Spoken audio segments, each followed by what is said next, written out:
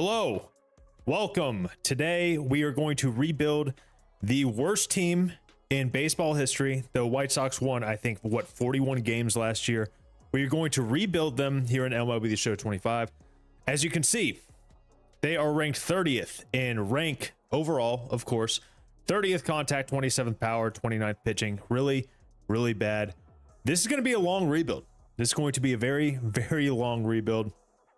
And we're gonna restore this team to their glory days.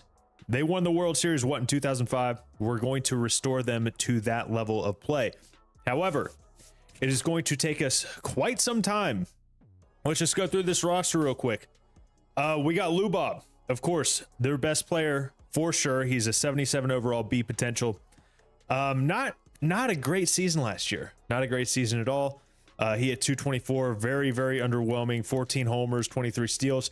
Still a premier player, or at least has that capability to be a premier player when he's on the field, but he was hurt last year. I think he might have suffered just from the White Sox organization as a whole, just being horrible from the top down. Mike Clevenger is the second best player on this team overall. You look at the starting rotation, there's not much to work with. Mike Clevenger, Davis Martin, they brought in Bryce Wilson, who had a decent year for Milwaukee last year, mostly as a reliever. Some starts in there as well. Braves legend, by the way. Big time prospect Noah Schultz originally started off with the Angels. Plan on developing him. We're not going to call him up just yet. He's got room to grow. We're not going to be competitive this year. This is just not a competitive year. We're going to see what we have working with us this year, and we're probably going to clean house in the offseason. Jonathan Cannon is kind of a promising young pitcher. Rookie year last year, not too bad. Not too bad at all, considering all things considered, 21 starts. Drew Thorpe could be a guy we could build around in the rotation. I believe he won rookie or minor league pitcher of the year back in 2022, 2023. He got a little bit of time last year. Not great. He doesn't throw very hard. He does have a really good changeup, primary circle change as his primary pitch. Jairo Iriarte and Hagen Smith are some solid prospects we're hoping to develop. Jairo Iriarte was originally in the Major League squad. We are just going to start him out in AAA. Hagen Smith, one of their first round draft pick in 2024. Going to start him off in AA. Owen White's another decent prospect, C potential. We'll see what he can develop into. Prelander Burrow is going to start off in the majors because he was on the 40-man. They brought in Martin Perez on a $5 million deal. We're going to try to deal him at the deadline. We're going to see how he does. We're going to hopefully he catches lightning in a bottle, and maybe we can trade him for some sort of prospect, middle of the road prospect.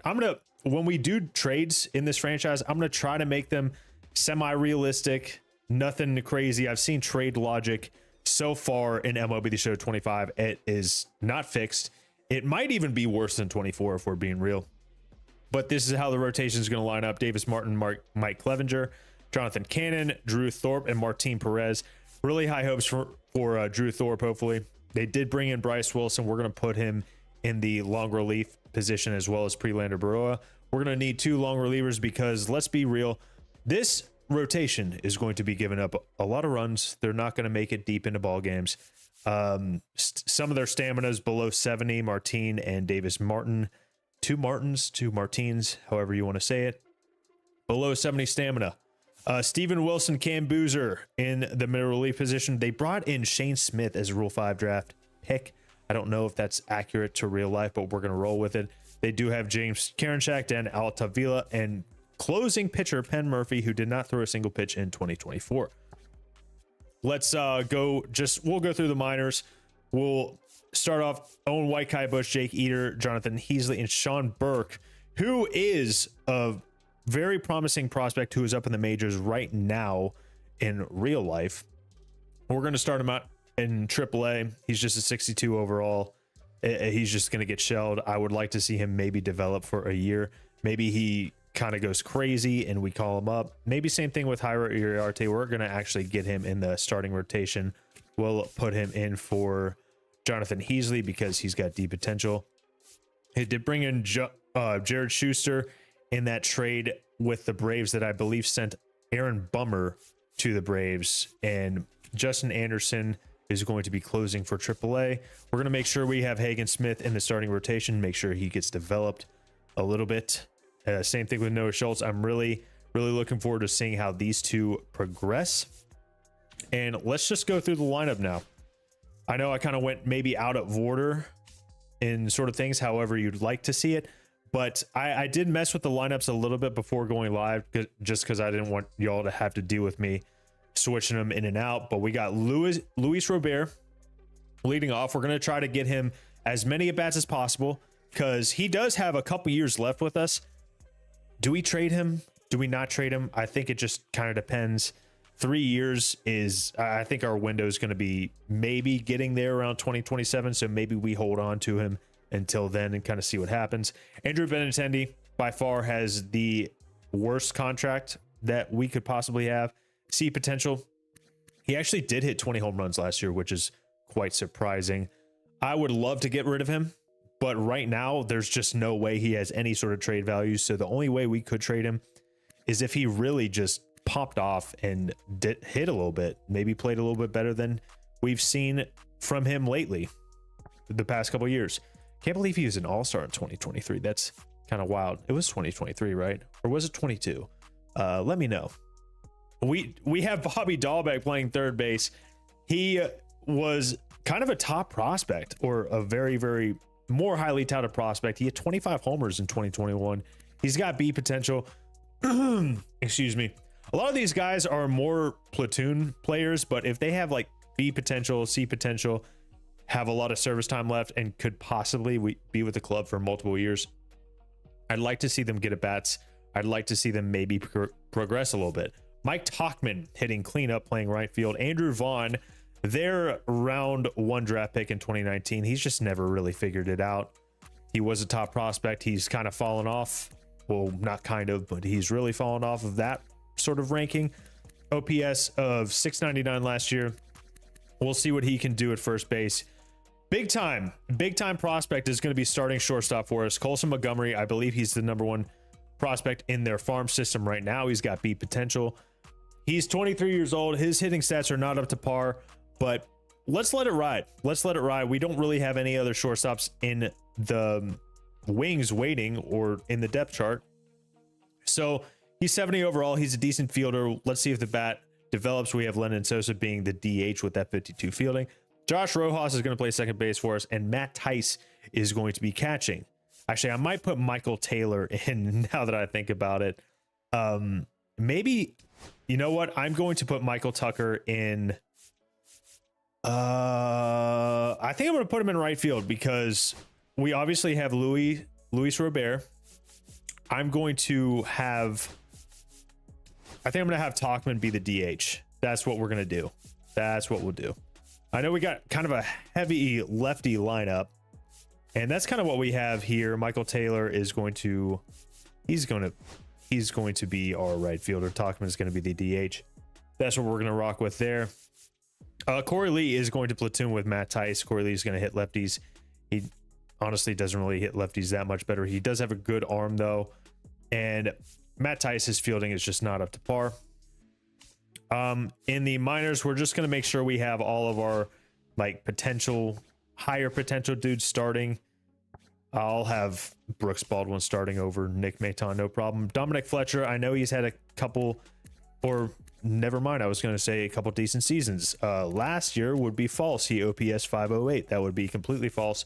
Kyle Teal, brought over in the Garrett Crochet trade. He's going to be starting catcher in AAA. Going to let him develop a little bit. Maybe he's a mid-season call-up. That would be fantastic. Brian Ramos, I know he got a little bit of time last year. Not so great.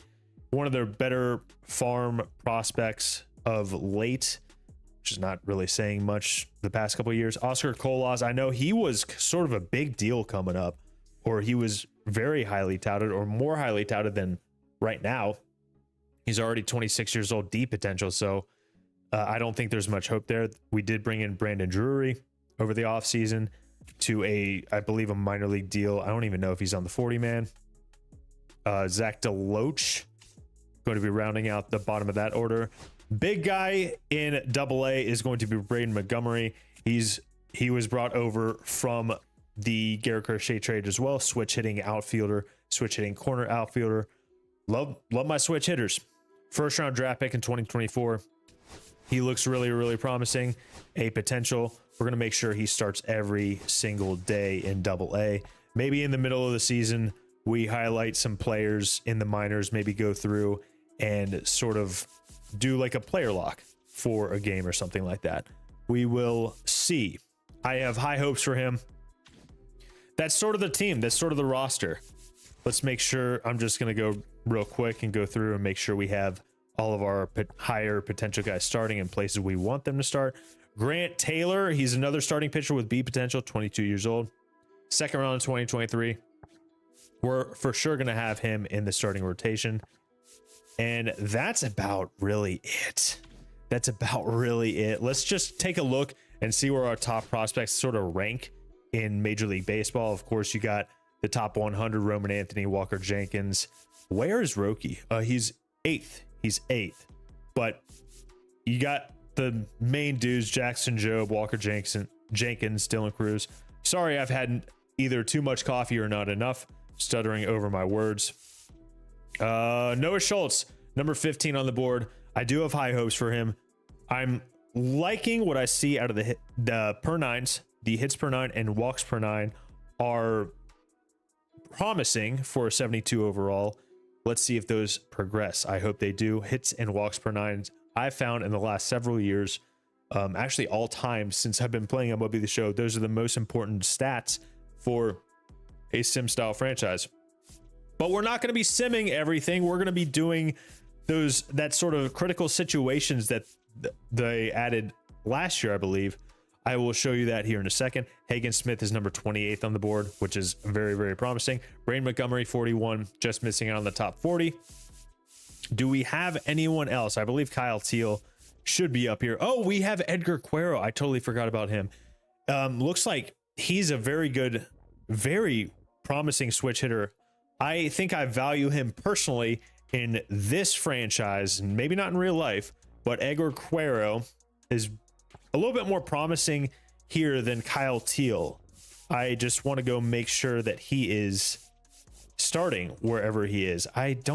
He is a little bit above Kyle Teal on our rankings board. So interesting that Colson Montgomery is not in that top 100 anymore. Kyle Teal just missed out, it looks like, unless I just blatantly missed him. I don't think I did, though. I don't think I did. Let's just go make sure he is starting. That is not what I wanted to do.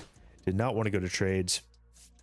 He is starting. He's hitting 9th for some reason. We're just going to get him up in the order. We do have Chase Madroth, who is drafted in the 4th round 2022. I don't know really much about him, but he has B potential, so we're going to rock with him as long as we can, and hopefully he develops. But that's basically it. I know a lot of people like to play opening day, the whole game. I'm not sure if I'm going to play any full game. I think maybe we hop into quick manage for opening day, and we maybe hop in the last 2 to 3 innings, potentially, depending on how the game is going. Also, something I did want to show you all. We will have injuries turned on for sure. All of these screens sort of...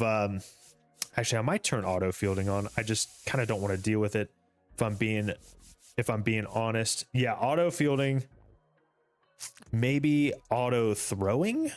I kind of want to make this more of a cinematic style. I don't want to have to rely on my skill, or more specifically, me screwing up in the field, because I'm not the best player, have not been playing all that much, so I don't want to have to do that. I will do manual base running. I am going to hit myself, but we are going to make the camera view zoom so that you can see the full player. I'm also not going to have the PCI visible, if that makes sense. We're going to hit on All-Star because I don't know how I'm going to do on that camera view.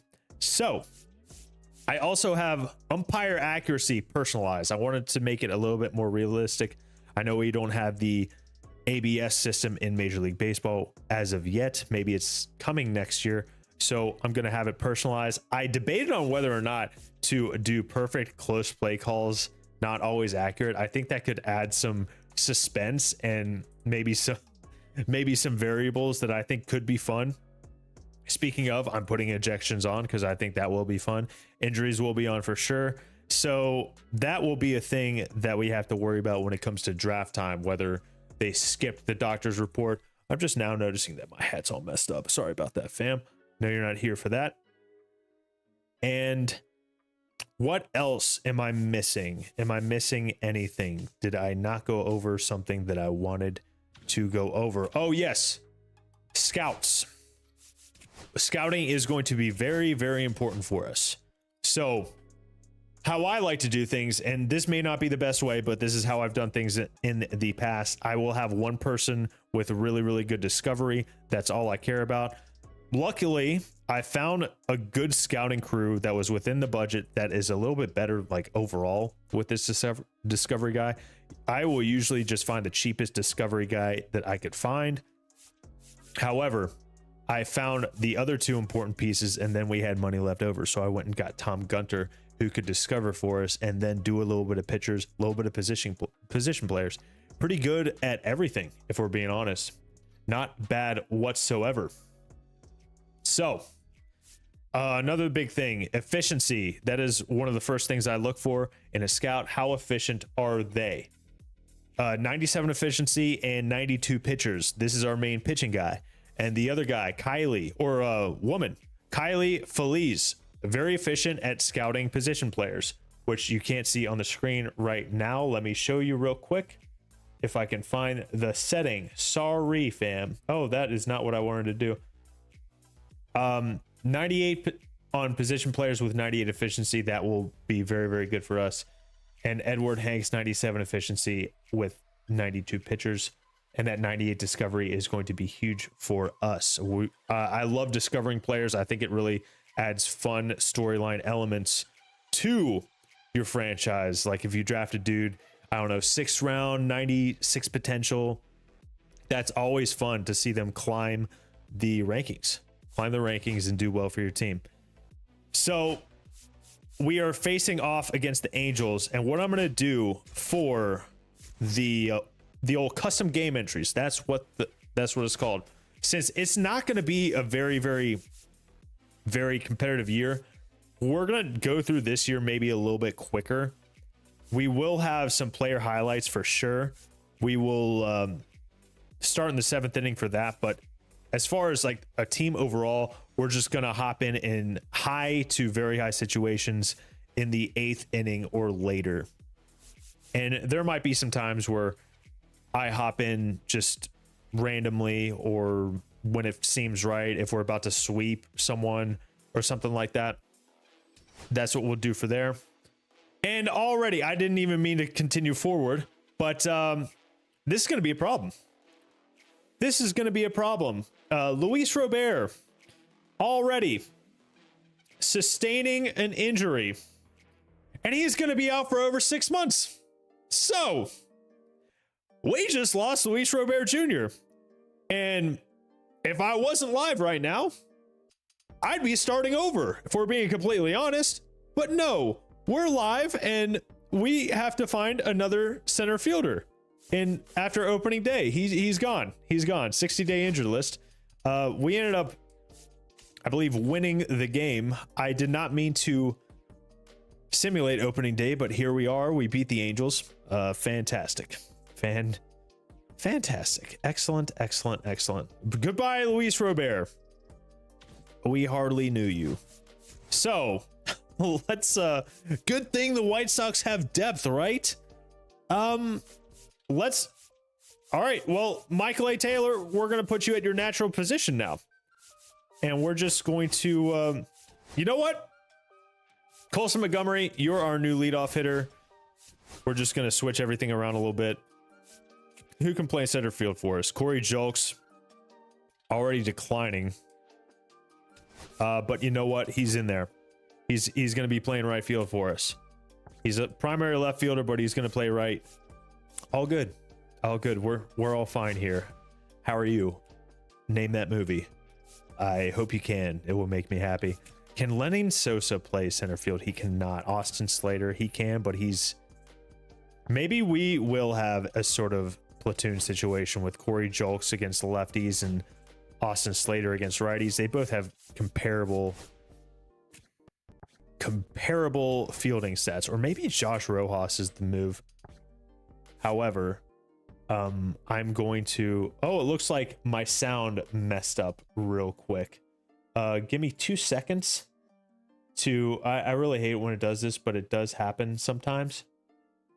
Remove game volume. You can still hear me.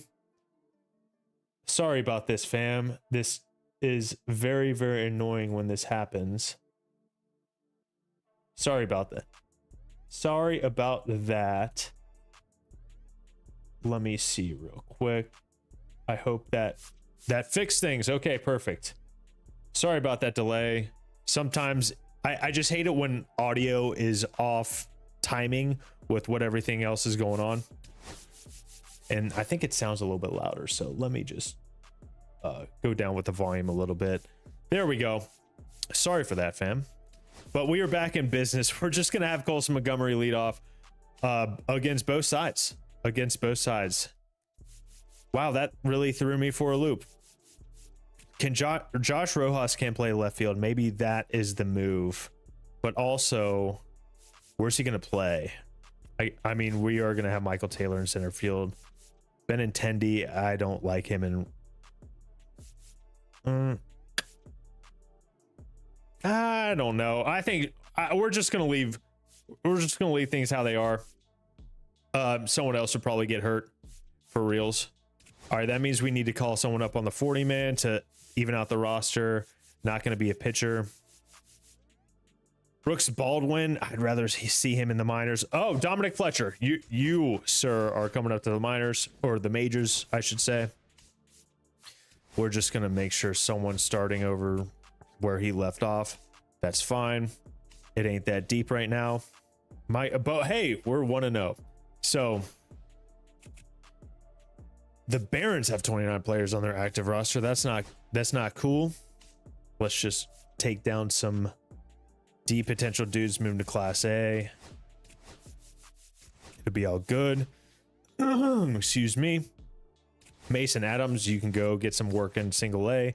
Chase Plemmel, you can go get some work in triple A or single A as well. Perfect. You know what? We're going to pretend that this Saturday is opening day.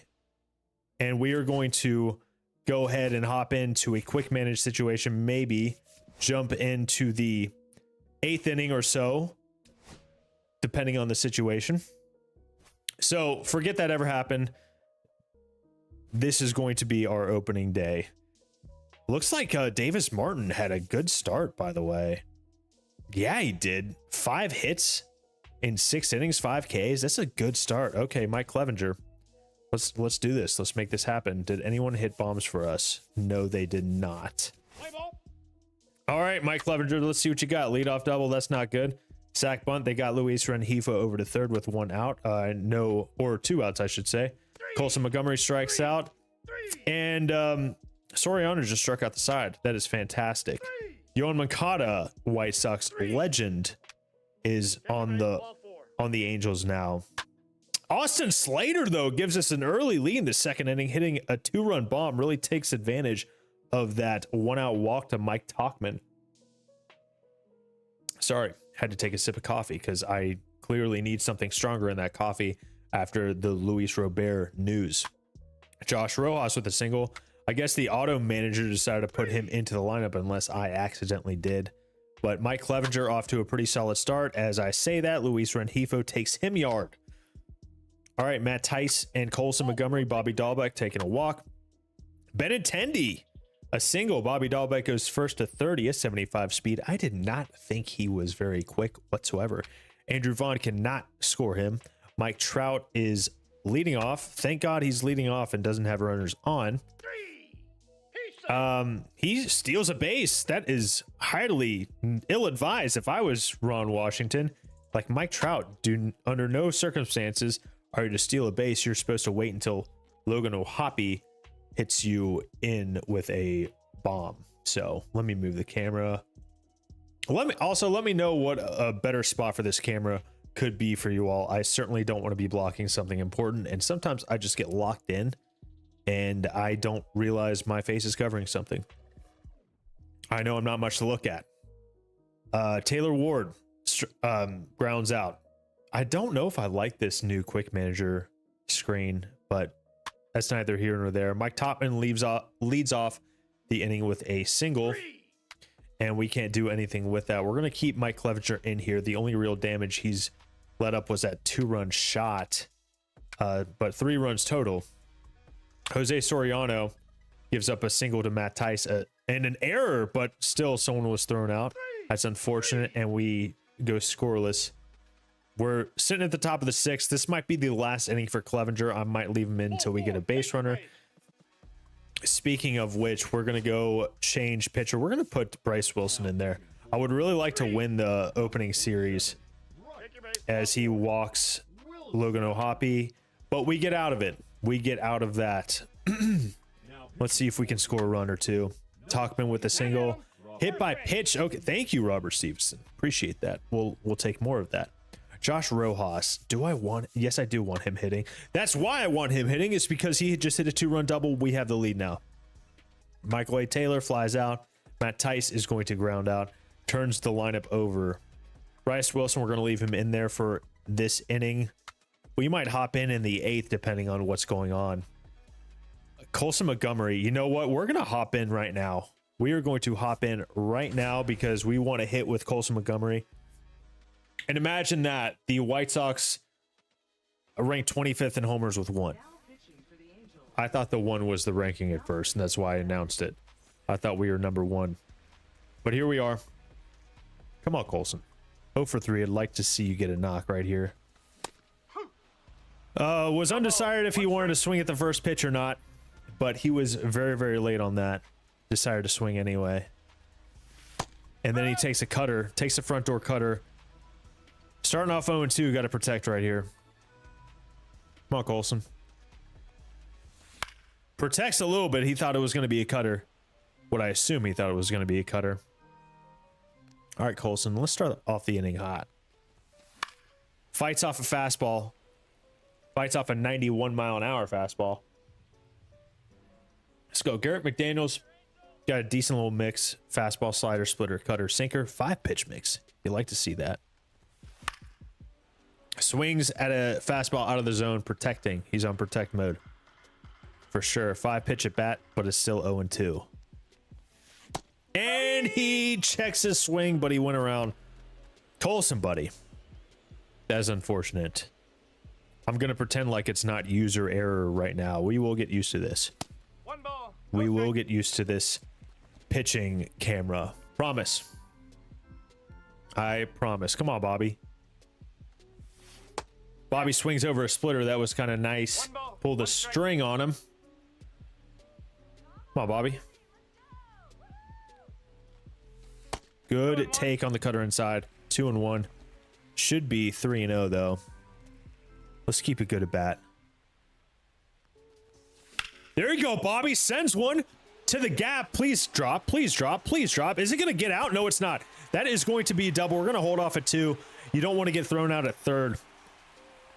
I think he could have made it, but you just can't chance that. You just can't chance that. We do need another run. We would hate to make a second or the second out of 3rd. Yes. Come on, Benintendi. Benintendi just misses. Just a little bit excited, a little bit too early on that. Come on, Benny Bombs.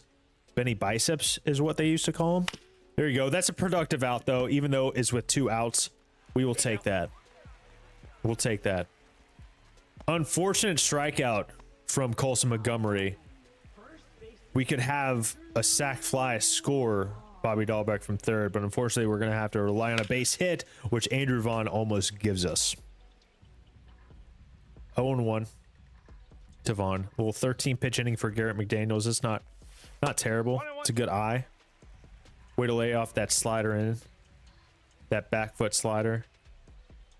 Come on, Andrew. Oh, does not get off the middle. He's a little bit ahead. Up the middle is the correct words. I wasn't an English major. Although, if I was an English major, that would have been awful. Bryce Wilson. We're going to leave him out here. He's been pitching pretty well. Has not left up a run. And let me know if I should keep this on pinpoint or maybe make it a little bit more somatic. Does the pinpoint sort of take you all out of the viewing experience? Let me know. I want to make it as best for you as possible. As we get... Who was that? Was that Rengifo? As we get Rengifo swinging at a pitch that hit him. Well done, Bryce. That's what I like in a player. Well done. Keep it up. You'll be around here for quite some time. Braves legend. Nolan Shenwell. Very, very good with the bat. Very good approach. He does have a very, very good on-base tool. But the power has yet to really come through with him, as he has a soft little line out to first base. Almost forgot I had auto fielding on. Bryce Wilson. If you can get Mike Trout, that would be fantastic. He's already hitting 500 on the year, on the young year. However, Mike Trout has not had great success against Bryce Wilson in his career.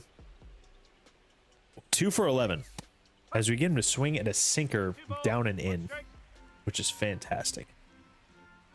I'm gonna turn the game volume down just a little bit. Also, let me know how the audio levels are. I'm always very, very, very paranoid that my audio is not up to par for you all, for the viewing experience. So just let me know what is too loud, what is not loud enough as we go to a full count against Mike Trout. We do not like pitching to Mike Trout, but having to pitch to Jorge Soler with runners on is not going to be very, very good. As we walk Mike Trout, unfortunately, to get to Jorge Soler.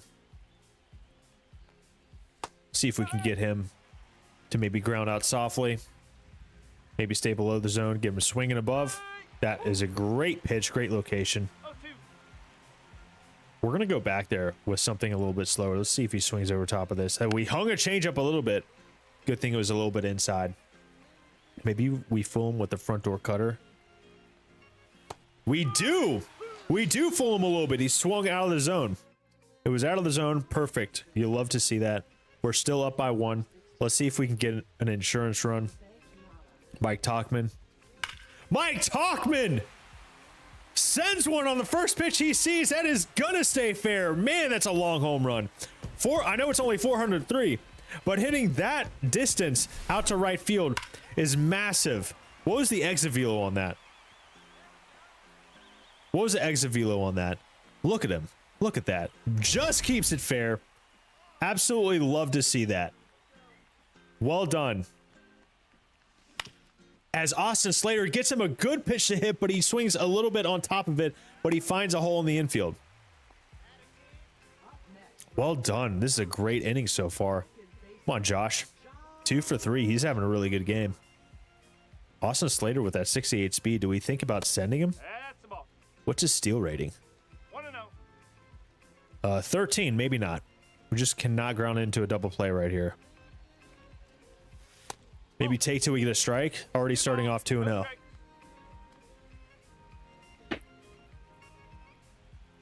Starting off 2-0.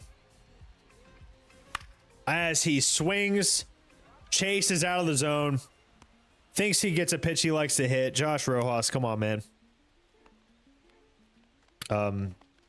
Not saying user error, but you know. You know. I gotta calm down, fam. I have got to calm down a little bit. All right, come on, Michael. Michael gets him a pitch center cut. Swings just a bit early. He just does not have enough juice in that bat to get it over the left fielder's head, unfortunately. That is okay. That is okay. All right, come on, Matt Tice. Come on. Let's get you a little 2-out rally here. As he gets a pitch to hit, a little bit out of the zone, but he's going to sneak it past the first baseman in Nolan Shenwell. That turns the lineup over to Colson Montgomery. Let's see if he can come up big here, the rookie shortstop. 0 for 4. He's due. He's absolutely due. Good take. Good take. Let's see if he can get one here. 0 for 4 with 2 strikeouts and a flyout. At least we're not in golden sombrero territory. Hopefully it won't reach extras for that to potentially happen. Colson! Man, we've been hitting a lot of foul balls really, really hard. That's very, very promising. Love to see the average exit velo on the Savant page on those foul balls. Oh, Colson Montgomery gives it a ride. Does it have enough juice? It does. Talk about insurance. 3 runs of it. Colson Montgomery, have yourself a moment. He was due. 400 even on the distance, 101 exit velo. Way to get his first home run for the White Sox right here. Well done, sir. Fantastic at bat right there. Takes advantage of the hung changeup. Look at that bat to ball skill. Looking right at it. Well done. As Ron Washington will go to the pen. For Jose Suarez, who's now a Brave. Bobby Dahlbeck, let's see if we can add on to that. We're just stat padding at this point, but he lines it to center field. But that is an inning right there. 2 home runs. One by Mike Tauchman. And then the big one, a 3-run shot off the bat of Colson Montgomery to give us a 5-run lead. Things you just love to see, man. Things you just love to see. All right, there you go, Bryce. We're just going to leave Bryce here to finish it. If he gets into trouble, then we will go to the pen. But that's why we have some long relievers. And that is a little bit of a dribbler up the middle. Unfortunately.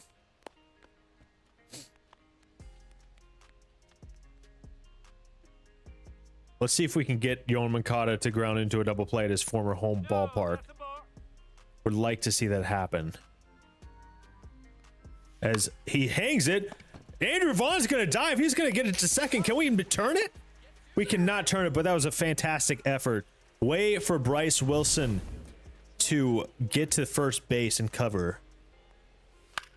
Way for that to happen. I know he watched Game 5 of the World Series. He did not want the same thing happening to him. Although it was a little bit different scenario, I will say. Just glad he avoided it. Nice, nice, nice, nice. Nice work. Come on, Bryce. That's a good spot. Let's see if we can get Ward to ground into a double play now. Swings over top of it. Third baseman is going to go to second, and we're going to turn 2. That's going to finish the game. 2-0. Your White Sox are 2-0. Thanks to the big swings from Tauchman, Colson Montgomery, and whatever the hell happened before that to give us a 4-3 lead. Who's the player of the game? Tauchman was 3 for 3. Bryce Wilson, great relief appearance. 3 strikeouts, 1 hit. He did have 2 walks, but I mean, who wants to really give Mike Trout anything to hit? Not me. Not me. That's for sure. That is for damn sure. All right. 2-0. How about that? I kind of want to go to the injured list and see, would we get Lou Bob back? I don't think so. Unfortunately, I don't think so. Royals have started off 2-0.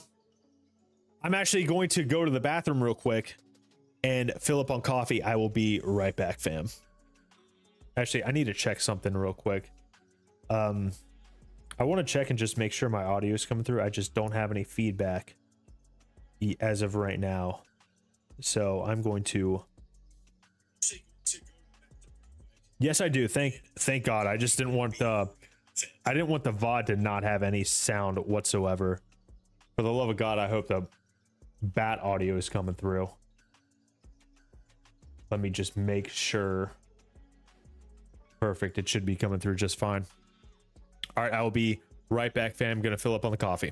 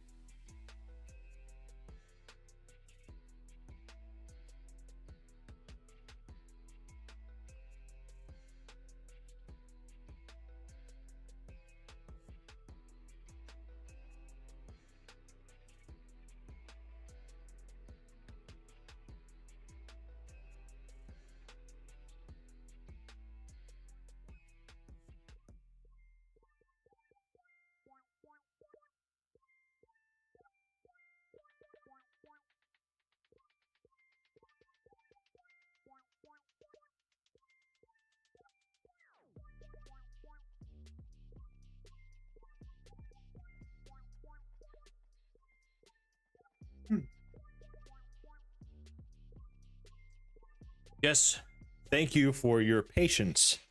We are back. Got the coffee.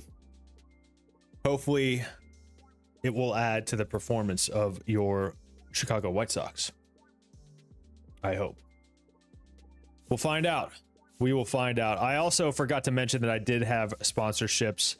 I don't really know how much this money actually adds to our budget or anything like that, but we'll find out. We'll find out. All right, let's keep going. We're just going to, I want to just go ahead and sim to the scouting days, but we are hopping in to a potential sweep scenario.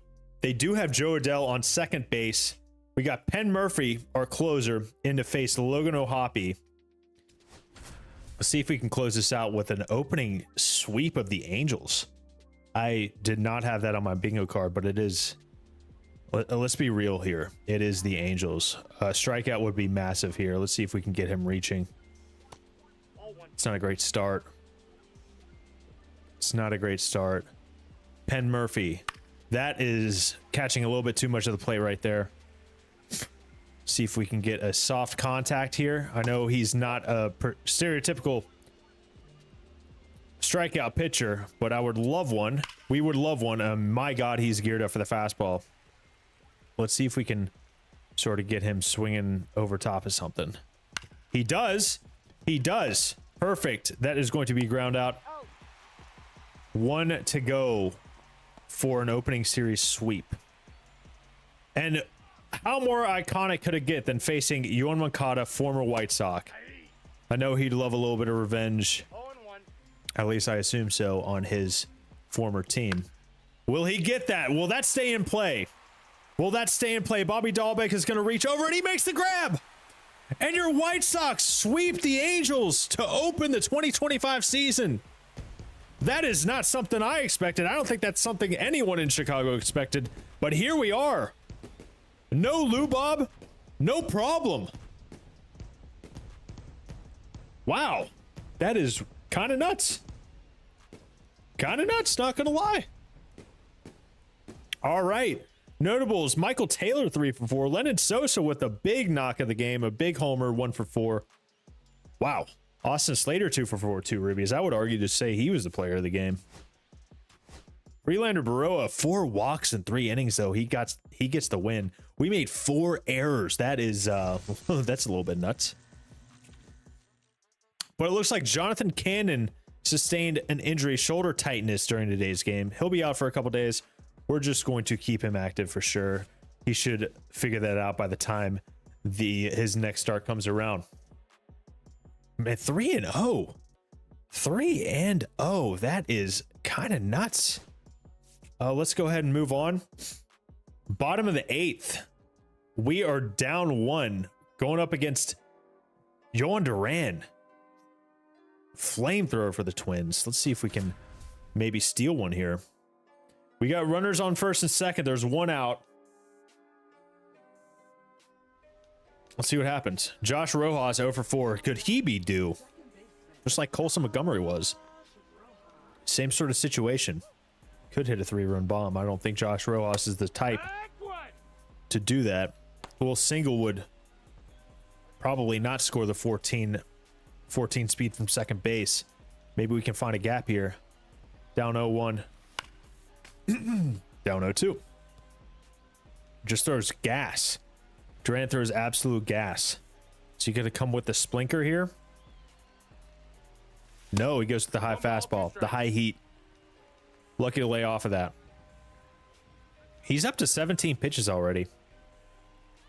If he plans to stay off there for the 9th, we can maybe get him in the 9th as Josh Rojas hangs on, fouls it off. Drive his pitch count up. Maybe he'll be a little tired in the 9th. As Josh Rojas does exactly that, he finds a gap. We're going to score. What is our third baseman doing? Oh my God, I forgot I turned manual base running off and we're going to get back. Oh, we're not going to get back picked. Oh my God, I cannot believe auto base running. I forgot I turned it off. So we are to blame here. Don't fire the third base coach, fire me. Oh my God, and that was a great pitch to hit from Austin or from Joan Duran. But now we can get a fly ball. to maybe score from third. And that was the pitch to do it, too. 0-2. That was the pitch to do it. As Austin Slater just bricks it. Come on. Is he going to go fastball? He does not. He goes to the 12-6 curve, and that gets Slater. Massive disappointment. And they're going to a different reliever. They're going to Griffin Jax against Mike Tauchman. We saw what Mike Tauchman did earlier in the season. Can he do it again? He gives it a ride. Is it going to get over the right fielder's head? It is. That's going to be a hopefully bases clearing double. And the base running miscue is forgiven. But he does get gunned out at home. We are going to return to simulating. Yo, Caden, what's happening, man? How we doing? Have you been playing the show at all? Good to see you, dude. It's been a long time. It's been a very, very long time. I hope everything's going well, man.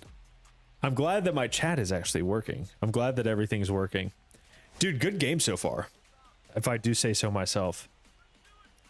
Penn Murphy in to close this out. 2 outs. Just needs one more. Byron Buxton at the plate. That's not a guy you want to see. Second base is open. I don't necessarily want to load the bases, but I will if I have to. Still trying to go flawless. What's your best run? Let's see if we can get him chasing. And we do! The White Sox again victorious. Mike Tauchman, player of the game with that 2-run double. 16-0 and ranked. My God. That's incredible. I didn't play a single ranked game in 24. I still haven't played one. But I just don't know if I have the time to really grind Diamond Dynasty all that much this year. I would like to, if I'm playing a lot, I want to stream it, but I just don't have that time, especially with the main channel with what I'm doing right there. 9-0, that's still good, man.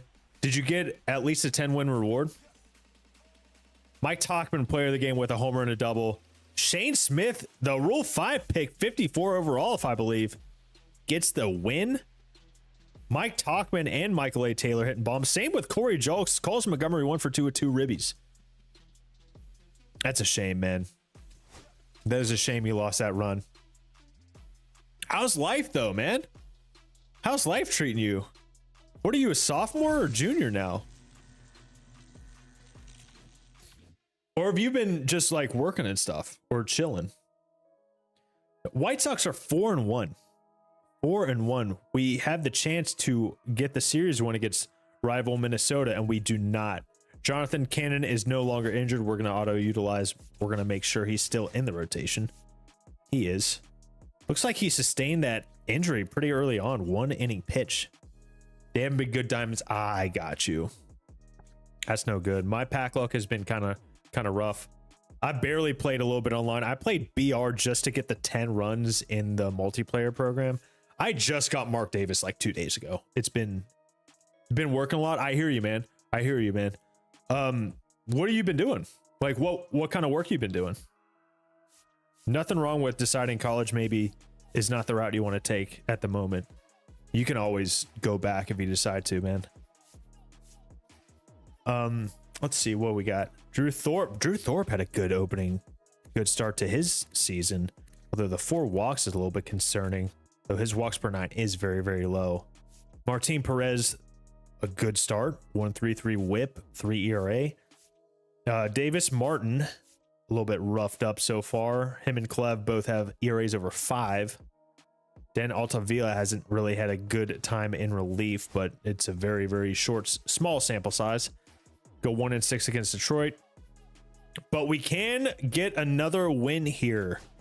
I'd love to see us keep a winning record for as long as possible. 3.92 ERA for the season as a whole. Backroom manager at a home decor store. Look at you, manager. Okay. Well done, sir. Do you enjoy it? All right, Penn. Let's get you another save here, shall we? Love a double play here. Let's see if we can get him to swing below the zone. We can't, but I would hate a walk right now. Would not like a walk. Okay, come on. Turn two. Be quick. At least get 1. We get 1. We get the 2. Another save, another win for your White Sox. What is in the water in Chicago? My goodness. My goodness. Andrew Benintendi with another homer, with another solid performance. Andrew Vaughn with a homer. Mike Tauchman with another homer. How many homers does Mike Tauchman have already? Has I want to say 3. We hit 1 with him. Scouting assignments. This is the day I've been waiting for. This is the day we've been waiting for. Let's find us a good scout. Let's find us a good prospect to scout. As you can see, we could use pretty much everyone. Look at all that red. And center fielder is 17th. I don't know if that's still because of Lou Bob. Pay is good. Yeah, you are a strong leader. That's what I'm talking about. Take ownership of your work. That's what I like to see, man. That's what I like to hear. Well done. I knew you had that type of leadership in you. I'm glad you enjoy it, man. That's a big thing. That's a big thing. Oh, let's see. You've been doing anything for fun or just been kind of chilling? All right, let's go scout. Let's go. First of all, I love discovering position players. That's my favorite. So we're going to scout out, or we're going to try to discover some international outfielders to complement maybe Lou Bob and to maybe in the future replace him if he's no longer with us. Still alive, that is, but no longer with the team is what I'm trying to say. All right, let's find. So we're going to have the 10th pick in the first round, which is unfortunate because I think we deserve the first pick for winning 41 total games in 2024, but that is not my decision. So let's take a look at who's a little bit down in the leaderboard. This second baseman's number 1. You know, he looks great. Nice, man. How you enjoying the life outside of that? Life has been great. Dude, I love to hear that so much. I really love to hear that. It sounds like you got some good things going on, man. I'm really happy for you. Eloy Alez to go maybe a shortstop. Still have time for gaming, surprisingly. Dude, facts, man. Hell yeah. I love to hear that. I'm surprisingly, I do too. Just not as much as the Twitch days. Those days were fun. I'm not going to say they won't ever come back, but if I can only stream so much, then I think on the YouTube where it's a little bit more discoverable, a lot more discoverable, then that's what I got to do. And definitely my main focus is the main channel with the MLB stuff. So if this is like a once a week sort of thing, maybe like the White Sox rebuild once, maybe every Sunday, I think that'd be fun. Have you been just gaming with MLB The Show, or you've been doing some other things as well? Speaking of outfielders, Francisco Gomez looks like he could have some good contact, some good power against left, amazing fielding, amazing speed potentially. He's right at number 10 on the MLB's draft board. I think we're going to scout him. See what we got here. And what I do for pitchers is, since this is the most efficient way to scout pitchers, and what I found is that international and central have usually the most pitchers, or at least international does. You scout them, you'll leave it for like 7 weeks, and you scout all the international pitchers up to 100%. Big 2-0, man. When's the birthday? Is it soon? The big 2-0. That's awesome, man. That's crazy how much time has gone by. I'm old. I'm an old man. Been into Madden? Okay. How's the game this year? Oh my God, I just spilled coffee everywhere, but that's okay. So we will see how those prospects sort of come to fruition. Colson Montgomery, he had that one big homer for us. And so far, everything else has been pretty awful. OPS is 476. May 14th. That's soon, man. That's really, really soon. You planning on doing anything fun for it? Anything special? Bobby Dahlbeck has not hit a home run yet. He's OPSing under 600. Benintendi, I need him to keep doing this and more. If he gets an OPS close to 750, we might be able to trade him to someone who's willing. 0.2 WAR, which is almost, 0.5 WAR last year. Not that good in Madden. Dude, I heard it's a different sort of beast. but I feel like it's something you could learn if you wanted to. Andrew Vaughn not doing great either. The lineup has been kind of rough, except for Mike Tauchman, who is unfortunately declining. I think we might have to just put him on the trade block. He does have arbitration for next year, but he's 34 years old. I think we absolutely have to consider trading Mike Tauchman as soon as possible. If he's hitting like this, I mean, his value can only go down. Austin Slater not doing too bad in a short sample size. I know this is a very, very small sample size overall. Michael A. Taylor, that's someone we got to think about trading too. Or we absolutely have to trade him. He's on an expiring contract. He's in here for $2 million. He's hitting very, very well. A great fielder.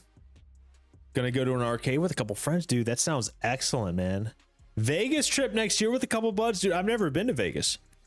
You'll have to let me know how that is. I lived in Reno for 3 months, which was kind of like a mini Vegas.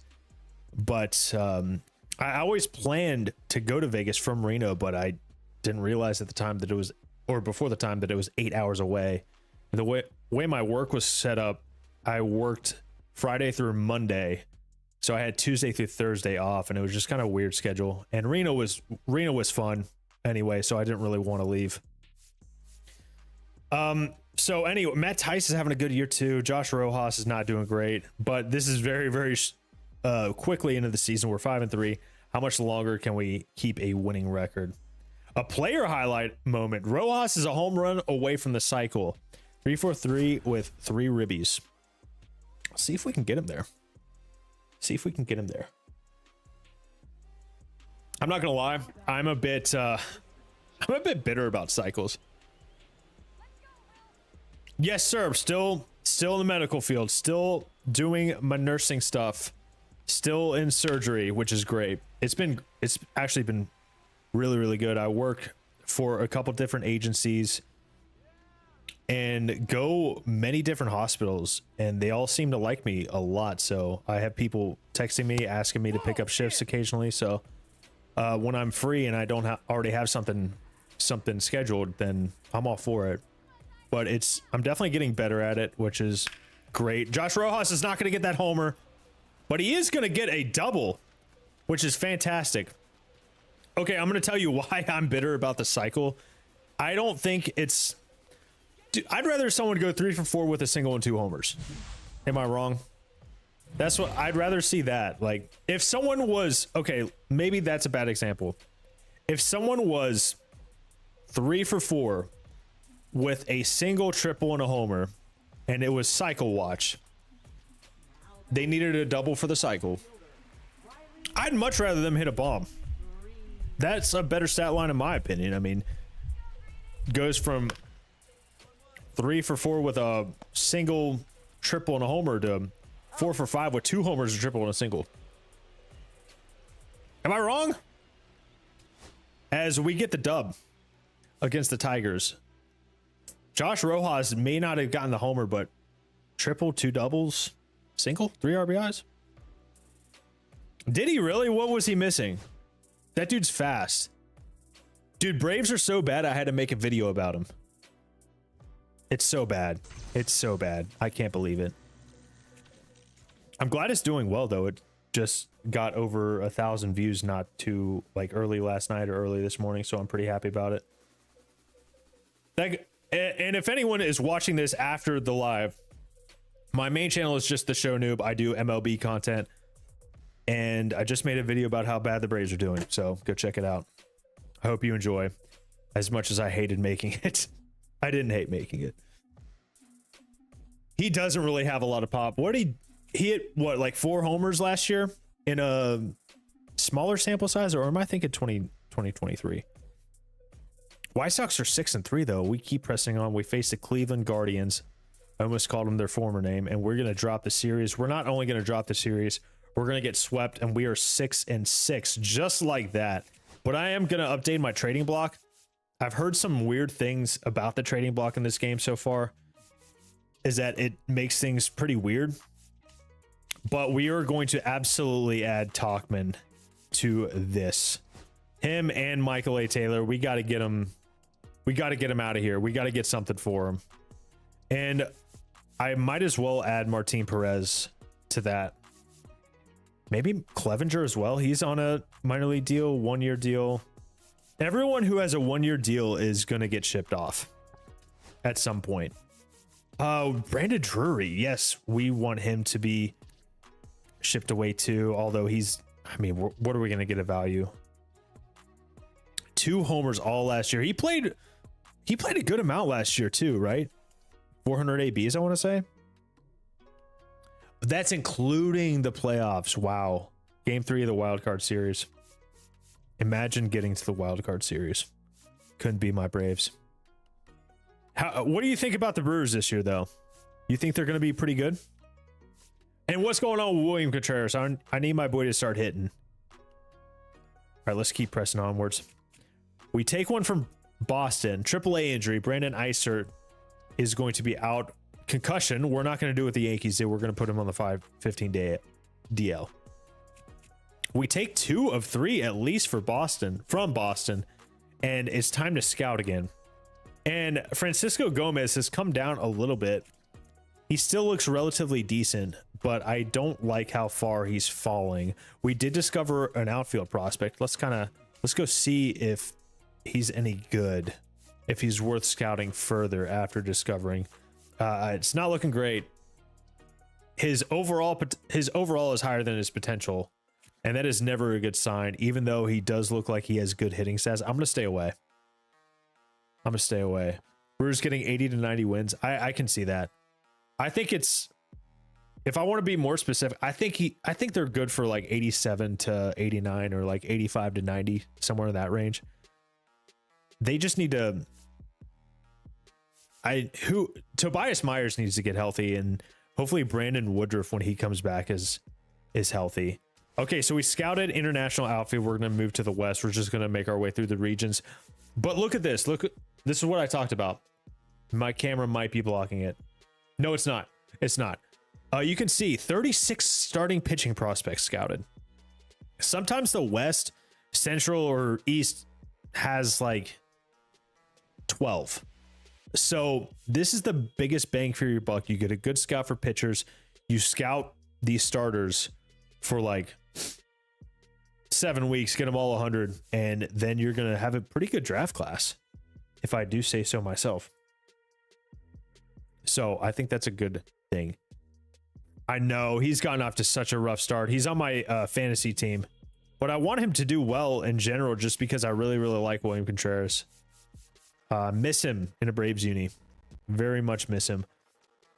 But here's another international outfielder, Corey Gregory. 6th on our board, 11th for MLB. He looks to have a little bit of pop, decent contact, really good potential fielding and speed wise. So I think we're going to try him out. We're going to see what he's got. We're going to see if we can discover anyone from the West in the outfield. And then we're going to move forward. I don't know why this song is skipping from Spotify. I think Spotify's beat is skipping out a little bit. Hopefully it can sort itself out. Yes, it is. I'm just going to exit out of that real quick. We'll get the music back up here in 2 seconds. Sorry about that, fam. Churio is having a slow start. I'm hoping he doesn't have the same thing like J-Rod, you know? I hope he can. There we go. Okay, just have to restart Spotify sometimes. Love technology. Yeah, Yelich, I hope he can. Oh, he's 33 right now. High hopes for Isaac Collins. I don't know him very much. I don't know anything about him, actually. Has he been one of their top prospects? Taylor, we're going up against the A's in the bottom of the 8th. We're down 1 with runners on 1st and 2nd. Let's just avoid a double play here, which we will by swinging through that fastball. They have Mason Miller in the bullpen. We do not want to face Mason Miller. We want to get to Jose Leclerc right now. So whatever we can do to score right now and take advantage of this, that's what we have to do. We have to do that. Michael A. Taylor. He's going to ground into a double play, isn't he? They're going to turn it 73 speed. that is not quick enough to overcome that ground ball. And we are going to go return to simulating. We'll see if we get a ninth inning moment. We do not. The A's close this out and we fall 2-1. Mason Miller does get the save. James Karinchak lost that game for us. That's okay. He's showing off for now. What position does he play? I really think Churio is going to be great. He's going to figure it out. Vinny Capra, I don't know too. He's a catcher, right? Or am I completely wrong? I know he's a position player, right? All right. Another moment against the Athletics. Going to the top of the ninth. We are tied, but runners on first and second. They are threatening with Miguel Andujar at the plate. James Karinchak is looking for a little bit of redemption after losing yesterday or 2 days ago, depending on what time this game is. Pitcher is getting tired. He's at 23 pitches. We are not going to let him. We are not going to let him close this out. We're going to put in Penn Murphy. That's a lot of pitches. He's already given up 2 hits. Pitched either yesterday or the day before. Ball, that's inside. One thing about the Brewers is that they are just so good overall with speed, and that is going to be a ground ball base hit up the middle, and 74 speed is going to come around and score. Should have left Karinchak in. That earned run will go to Karinchak. But if the White Sox go on to lose this, the loss will fall on to Penn Murphy for giving that base hit up. Vinny Capra, third baseman. That's right. I just remember, didn't he have a moment in MLB The Show this year? All right, Penn Murphy. Let's get out of this. That ground ball was good for a double play, but unfortunately found a hole. And we were down 4-3. Unfortunately. Now we got Lawrence Butler up, who's 2 for 4. I got high hopes for Lawrence Butler in real life. I think he's a stud in the making. Yeah, maybe I'm wrong. I don't remember exactly. I saw something about Capra somewhere. Maybe it was just like a nice pitch. Penn Murphy strikes out Lawrence Butler, but the damage has been done as they go down to we're gonna finish playing this game. We're gonna face Mason Miller, who so far this season only 3 for 7 on save opportunities. That has to be a glitch, right? Maybe that's what I saw about Vinny Capra. One against that. Okay, I think that's probably what I saw. Man, I am very sorry that I enjoyed watching the Yankees tee off on Nestor Cortez. I apologize for enjoying that, but man, that was wild. All right, come on, Andrew Vaughn. Let's get things started. Up against Mason Miller. He was ready for the fastball, just swings over that hanging slider. Very unfortunate. Come on, Andrew. 0 for 3. As he's way late on an absolute seed to hit the corner for strike 3. My goodness. What a pitch from Mason Miller. Austin Slater wanted to turn on it, but he was hunting fastball 100%. Just way late on that 102 on the inside. He does get a little hanging changeup. Great timing. He just whiffs against it. Come on, Slater. Slater's going to give that a ride, but it's going to hang up a little bit too long. And who is that? Is that Andujar out there? 36 runs in a 3-game series. My goodness. Rays haven't scored 25 runs all year, including a 10-0 win. Bobby Dahlbeck gets one on the hands. He was geared up for the fastball, but that's going to be 3 up, 3 down for a loss against the Athletics. I mean, Mason Miller's just a lot to handle. He moves to 4 for 8 on save opportunities. If that wasn't a glitch, I just can't believe he's blown 4 saves this early in the season. That's a lot. That's a lot. We give up bombs to Lawrence Butler, Zach Geloff. Michael A. Taylor, Austin Slater hit homers themselves, which is fantastic for them. Fantastic for us. And it seems like we really need to get on trading Michael A. Taylor. At the end of the month, I think we're going to figure out like what kind of trade value he has. And we'll see what sort of value he brings to the table, as we are now 8-9 and we are staring down not ever having a winning record again, assuming we lose this one, as Mason Miller is in for a multi-inning save opportunity with 2 outs at the bottom of the 8th. Austin Slater up to bat. That is a rough series, man. I already can't watch the Braves. I just can't do it. It's been miserable so far. I'll watch them after they win 2 games in a row, which looks like it could be until July. Come on, Slater. As he takes a fastball right down the middle. Wanted to be patient. Wanted to be patient against Mason Miller. Maybe get on base. Work the count a little bit. Get his pitch count up. He's only at 5 pitches. We know he will be in for the Athletics in the 9th. Just need to drive his pitch count up a little bit. But Austin Slater takes a hack at a fastball. Gives it a pretty good ride. Just a little bit late. A little bit under it. Can we get a moment in the 9th? We can't. We cannot. And just for future reference, just for this season at least, when it comes to that, when it gets to the 8th, and it asks us if we want to finish simulating, I think we are just going to finish simulating those moments. Maybe when we get a little bit more competitive, we'll finish those games out. But right now, since we're not in a competitive state, we're just going to just go right through. Just go right through those moments.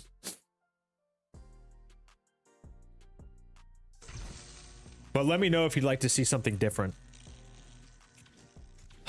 We did get swept by the Guardians. We took 2 or 3 from Boston. We get swept by the Athletics. We're going to face Boston in Boston. We lose the first. We're on a 5-game losing streak right now. Good thing we broke it, taking one from Boston 5-3. We are at the scouting weekend again. We did discover 2 outfield prospects. That's very nice. Corey Gregory, he looks to be going down a little bit in rankings, but he still looks kind of promising as far as power, fielding, arm strength, speed. However, he's from Germany, by the way. That's kind of wild. That'd be super cool.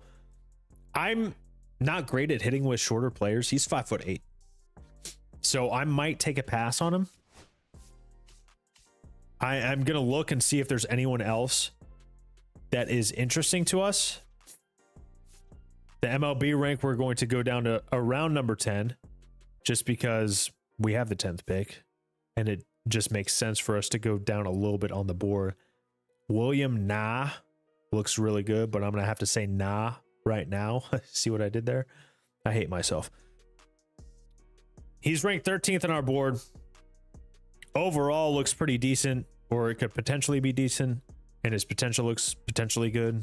I know I'm throwing the word potential a lot out there. But when the overall is really close to the potential, and there's like a big gap from that overall, like 51 to 85, it's likely that it's going to come down, is at least in what I've seen in my experience. So I'm going to continue on. I already scouted Gomez. Maybe you look at this third baseman. I know I just said the overall and the gaps and everything like that, but that doesn't mean these players couldn't potentially still be good and still help us out. They just may not be on that like high end of 90 potential or something like that. But let me know your experience too, because I haven't played too much. This is the most franchise I've played in MLB The Show 25. But from my understanding, it's sort of the same as it was in 24. And I played a decent amount of franchise in 24. Just I didn't stream it or make videos on it because I was too busy. But we're going to scout Matt Cruz. I know we have Bobby Dahlbeck, but he's not really in our long-term plans. There's really not anyone in our long-term plans that is in the majors right now. Let's see what prospects we did discover. 2 outfielders we discovered. They're way down here. Yeah, I'm not interested in Hal Lynch. Not interested whatsoever. And I'm not really interested in Ricky Horn either. I'd rather scout someone with a little higher potential, potentially. So, also, if anyone is watching this after the fact Just let me know what your draft strategy is. I know mine is not the best. It's just what I've been doing lately. Catching prospect. Number 7th on our board. I know we have catching prospects in the system. Do we scout him or do we scout Joaquin Worth? That might be worth a look. You don't have to hate me. I hate me. I'm just kidding. I promise my confidence is fine. I just like self-deprecating humor sometimes. Joaquin Worth is definitely worth a look in my opinion. Looks good contact. Power could be decent. Vision looks solid. Discipline looks solid. Fielding, speed, arm accuracy, all could be very, very good. Let's see what we got with him. And let's keep going down the list. We're going to use this scout to discover outfield and infield for every region. And then we're probably going to go on to have them also scout position players with the last 6 weeks. And so we can get a little bit more scouting done in that regard. Let's keep it moving. Let's keep it moving. As Fraser Ellard sustained a shoulder pull, we're going to put him on the 15-day IL. Penn Murphy is on to close it out against the White Sox. They have Speed Demon David Hamilton on first base. My camera's blocking it. Rafi Devers at the plate. I hope he's swinging the bat like he has in the first week or so this season. What did he start off with? Like 15 or 12 Ks and 15 at bats or something crazy like that? We're going to see if we can get the same sort of results with him. Maybe he grounds into a double play. I'd be okay with a strikeout too, but we're starting off 2-0, which is unfortunate. 3-0. Love to see Penn Murphy find the strike zone here. We're going to try to... We don't want to walk him. We also don't want to give up a walk-off homer. As we find the strike zone there, do we go in the zone or do we kind of nibble, see if he chases? Maybe a little bit of both. And what a take. What a professional take by Rafi Devers. That's what happens when you nibble and someone's patient. He might have been taken all the way right there. Casas might have been taken all the way right there. We're going to see if we can get him to swing into a double play. He swings through that sweeper, which did not hit the location we were looking for, but it was a good miss. We're going to go up in the zone, see if he chases. Would love a strikeout. That may have been not competitive enough. We're going to see below the zone. We give him a swing over top of that sinker. Looked like it kind of acted as a changeup. Pull the string on him a little bit. As we get Alex Bregman, hopefully he can ground into a double play. No, that missed. That's a ball. New Red Sox. He has not been hitting well with runners in scoring position. 167. I hope he's not due. Come on. Penn. That's a good pitch, man. He's making good pitches. They're just laying off, and that ground ball is going to find the hole. They're going to send 88 speed. That is a short throw. Are we going to get him? We do not get him. He slides under the tag. Arm wasn't quite strong enough. That was an unfortunate placement of that ground ball. And unfortunate that your broadcaster said that Alex Bregman could be due. You might have to blame me on that one. Which is unfortunate. It won't be the first time. And it won't be the last. But here we are staring down a potential walk-off. Would love another ground ball. If we had a different closer, I'd say we'd love a strikeout, but this is not a big strikeout pitcher. So I'm going to move my camera up a little bit. Come on. No, ball. They are chanting for a Red Sox win here in Boston. And we're going to try to keep that from happening. We want to send these Red Sox fans home unhappy, as we're going to get Yoshida to swing over top of that sweeper. Could have used that strikeout against Bregman. Wilyer Abreu, who has started the season off very hot in real life. Quite the opposite here, as he's hitting 182 and under 100 with runners in scoring position. And that is going to stay the same as he grounds out to end the ninth, but the Red Sox tie it. Gonna go ahead and return to simulating. It looks like we're back out there for the bottom of the 10th. Penn Murphy is still out there. We're gonna take him out because he is tired. We are actually going to, I know it says James Karinchak is suggested and warm. He's about half stamina.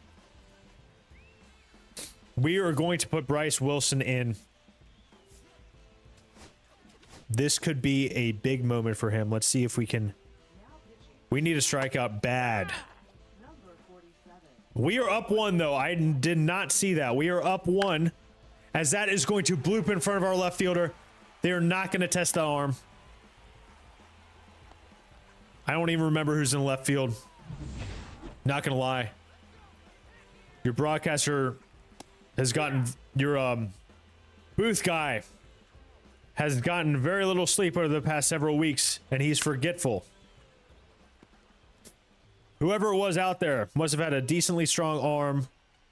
Was also hit kind of hard. Please make this catch. 57 speed is that's gonna bloop in. They are gonna get the force out at second. Luckily, that play is just unfortunate. Should have been made. That's gonna tie the game up. Very unfortunate bloop hit so far. Nothing has been hit hard, but the game of baseball is finding some grass. And not to be confused with touching some grass. Another blooper. Is that going to fall in as well? It is not going to fall in. We make the play. We got 2 down in the bottom of the 10th. David Hamilton has the speed to beat out a softly hit ground ball. Not necessarily the power to do a whole lot of damage, but that 79 speed over at first could be dangerous if he finds a gap. Could score from first easily. Luckily, he's going to ground out to the right side, and we are going to go on to the 11th inning.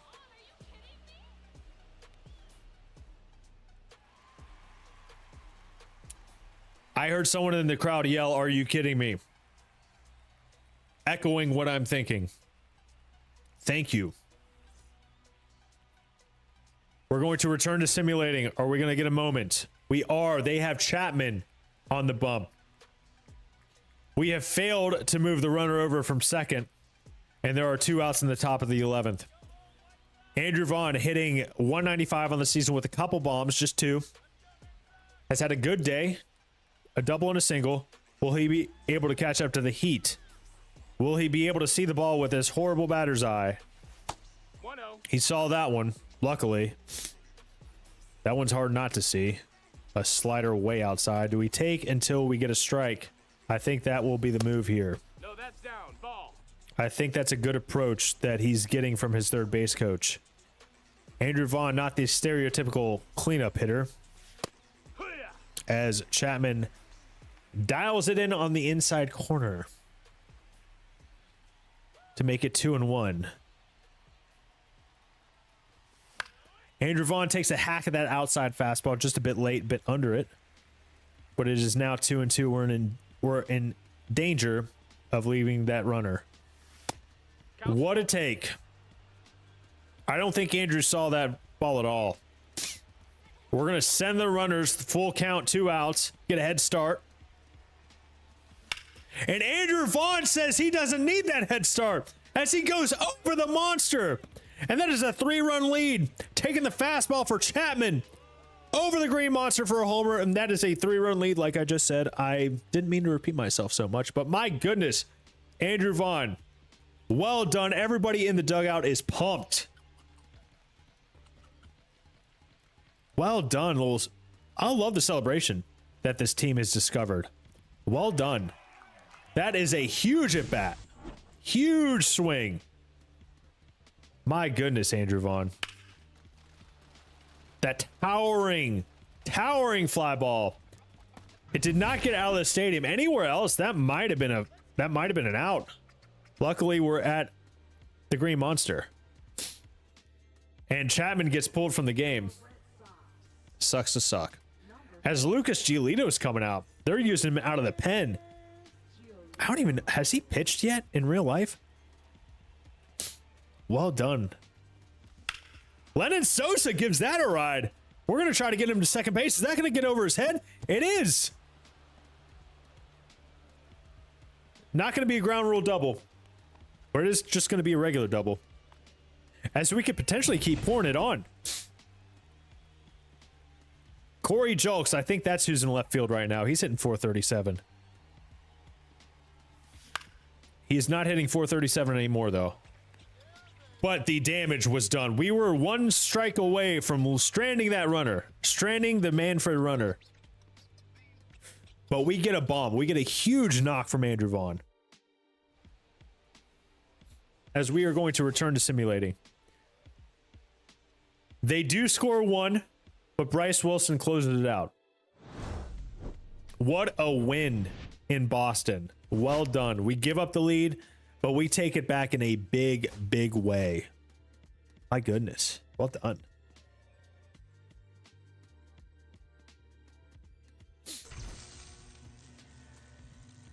Well done. I'm also considering, I'm recording this stream right now, so I'm considering chopping it up and making it episodes. Let me know if that's something you'd like. I think that's what I'm going to do. Maybe chop this up into 3 episodes and like 1 stream a week or something like that. I hope you all enjoy that, or see. We'll see what happens. I hope I have time. I do have other priorities, so I don't, content wise, I have other priorities, but hopefully I can have time enough to do that. As we go to the bottom of the 9th in Boston, again, I think this is what, game 3? Game 3 of the series, maybe? Prelander Baroa is out on the mound. We got 2 outs in the bottom of the 9th. They do have runners on first and second. Hopefully, we can keep them from scoring, take it to the 10th. That is yet to be seen. Rob Ref Snyder, known for hitting lefties.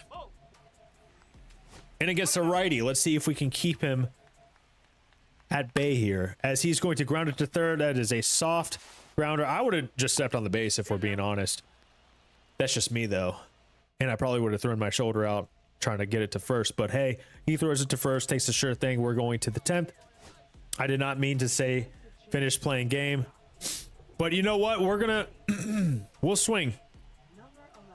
We'll swing in the top of the 10th. Mike Tauchman lines it.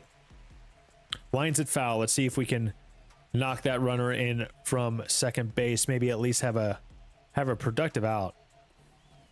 As he swings through that sinker, that was going to be a little up and in, but it cuts back through the heart of the plate. Good eye. Tries to get us on the changeup away. Good eye from Mike here, who's still hitting 351 on the season this early. As he lines it, is that going to stay fair? That was very close to giving the White Sox a 2-run lead. A foot, maybe. I don't have the metrics on it. Oh, he cranks it to deep left center. That's going to get off the wall. And that is going to score the runner from second. Mike Tauchman has just been clutch for this team.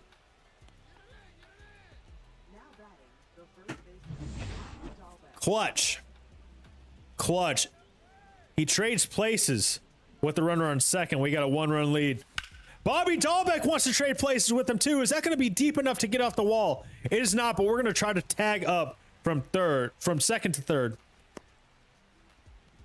Now we have 1 out with the runner on third, so a sack fly can score him from third. 52 speed, that should be plenty on a deep enough fly ball. Andrew Benintendi has gone down a little bit hitting wise. Takes the fastball in the inside corner. They have Austin Adams and Giolito in the pen. You gotta think maybe this is Greg Weisert's last batter, giving up that double and then a very, very deep fly out.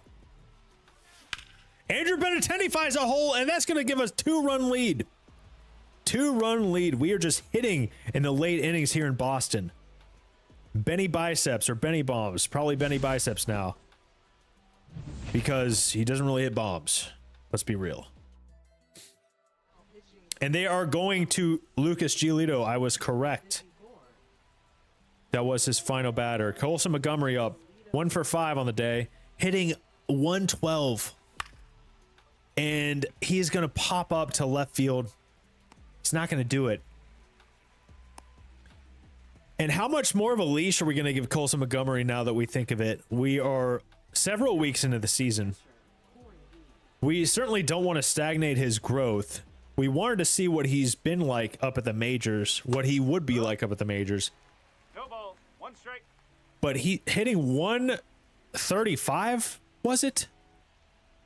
Not great. As Corey Lee's going to foul that one back. 0-2 now. Runner on first. Let's see if we can just extend this inning. Maybe keep the chains moving. A football term.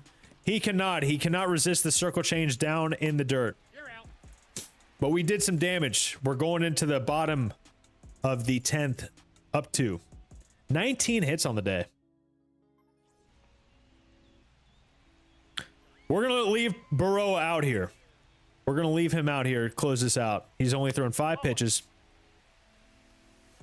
Facing Yoshida, who's hitting 133 with runners on. Runners in scoring position, to be more specific. Finding the strike zone could be key. We don't want any walk-off homers, but a ground ball up the middle is perfect. A ground ball up the middle that finds a glove is perfect. Freelander Baroa. Another first pitch potential out? Perfect. Not another one, but I don't know why I said the word another. I clearly didn't go to broadcasting school. I didn't have the grades for it. Don't make fun of me. But Willier only hitting 171 on the season. See if we can make him our final out as he swings over top of a sinker. 1 ball. 1 strike. Looked like he was way early on that. Let's see if we can slow his bat down a little bit more. Or get him out in front a little bit more with a back foot slider. Freelander Baroa does not... Oh, that's a ball. Man, he better have not been calling that a strike all day. He had better be consistent. We get one back. Okay. We get one back. That was a makeup call. Makeup call given to Freelander Baroa. Let's see if he can take advantage. Abreu just hangs on. Hanging on for dear life. We're going to challenge him here. He is geared up for that fastball. As he singles up the middle. Are we going to get him at home? No. We're going to hit the cut. And that might be it for Freelander Baroa, who's going to face Roman Anthony, who's hitting 400 on the year. Hits the lefties a little bit worse. We're going to go with Cam Boozer, whose batting average against right now in the season is 109. Cam Boozer. Let's see if we can get Roman Anthony, their top prospect, out. As we do not get him out. Please get over the fence. It is not going to get over the fence, and that is going to be a game-tying double unless we have some magical relay. Game-tying double. Cam Boozer misses right over the heart of the plate. Maybe not right over the heart, but he definitely caught too much plate. And on the first pitch, Roman Anthony sees. Gives up a game-tying double. And that cutter was not exactly where he wanted, but we are getting squeezed by this umpire right now. Buddy dots the sweeper down and in. And we are going back to the top of the 11th. We are determined here to win this game. Corey Julks takes one down and away. 2 for 4 on the day. Hitting 429. See if we can raise that a little bit. Wants to. All over the fastball from Lucas Giolito. His velo is down to 92. He was never a triple digits guy, if I can remember correctly. But more mid-90s. But after recovering from surgery, it looks like the velo still has a little bit to go to work towards. As Corey Jones going to single up the middle or through the left. We're going to try to score 57 speed. And we do, as the throw is way offline and honestly probably not strong enough. You're going to have to give me some grace on these calls. I don't know why I said up the middle when it was clearly to the left field side. But what I say is not going to always make sense. I've either had too much coffee or not enough, and it's never in the middle. That I can promise you. Let's see if Michael A. Taylor can get on base, and he's going to ground it to the shortstop. He dives, but he can't make the play, can't get the glove on it. He does stop it from going in left field, but that is going to be a base hit. Absolutely a base hit. It's going to turn the lineup over to Josh Rojas with no outs and runners on. As Josh Rojas is going to bloop one, maybe? He hit it a little too hard, which is unfortunate because he did find a good spot on the bat. He just did not swing hard enough. Slater, 1 for 5. Let's see if he can find a gap. 1 ball, no strike. Maybe even work a walk, get it to a bases loaded situation for our guy Mike Tauchman, who knows how much longer he's going to be on the club, if we're being honest. He's doing too well. And honestly, we got to be talking about that about Austin Slater too, hitting 292. And is he going to bloop one in? He's a little bit late on the fastball, but it does not hit far enough, as he is going to fly out to right field, just a little bit behind. I think he wants to stay in Chicago and do a little bit less. But here's Mike Tauchman, who's had a day already. He's had a series already. Let's see what he can do. Can he cause some damage to get us some insurance? He wanted to. He wanted to with that fastball. He's hitting 400 with runners in scoring position. That is bound to come down at some point. But it is not this day, as the great Aragorn would have said, as he goes to center field for a single, for an RBI single.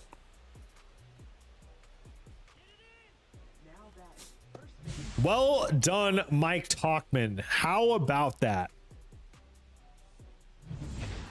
How about that as we get to their pen?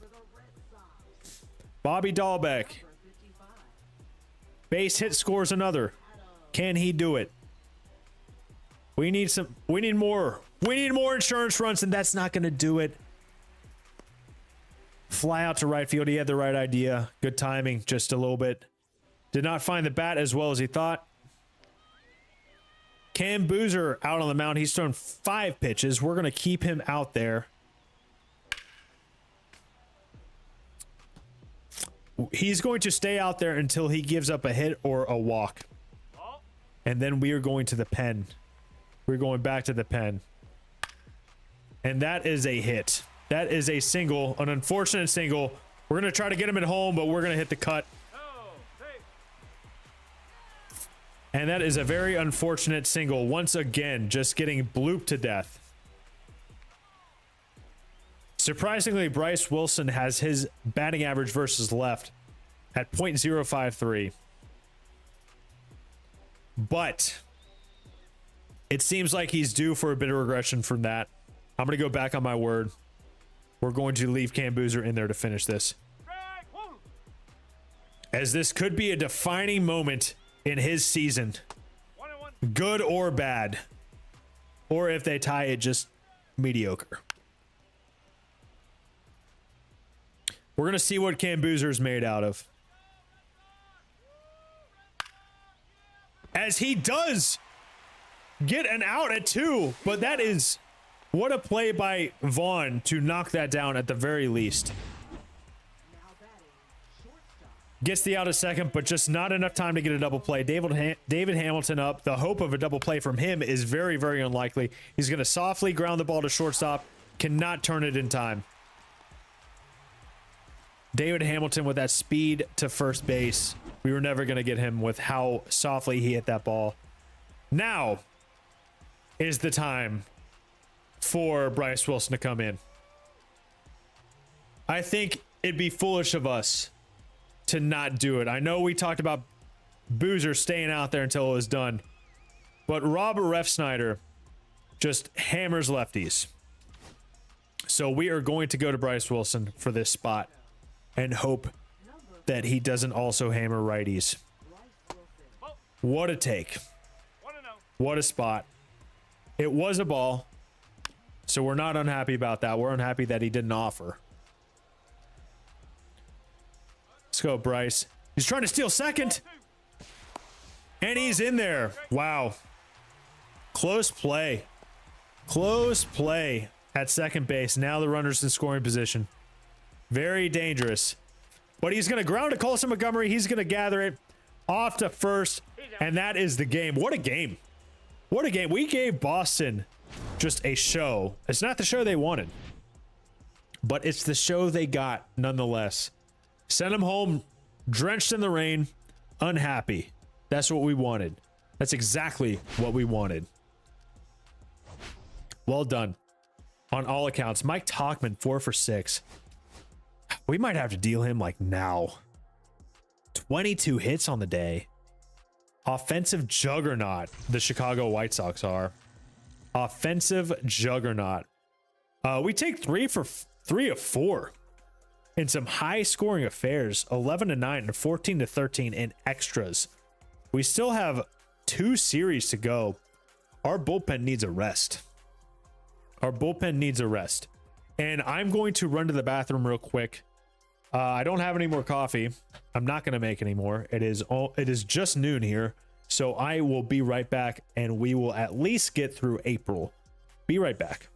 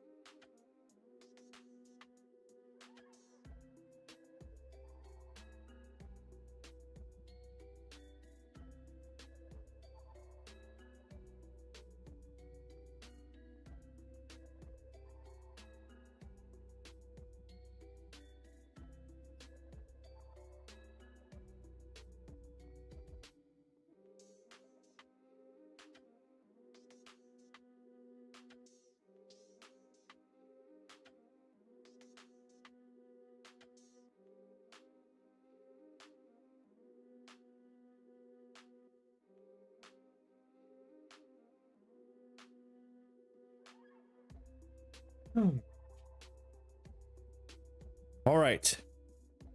We move on. We face the Twins and the A's, the Athletics.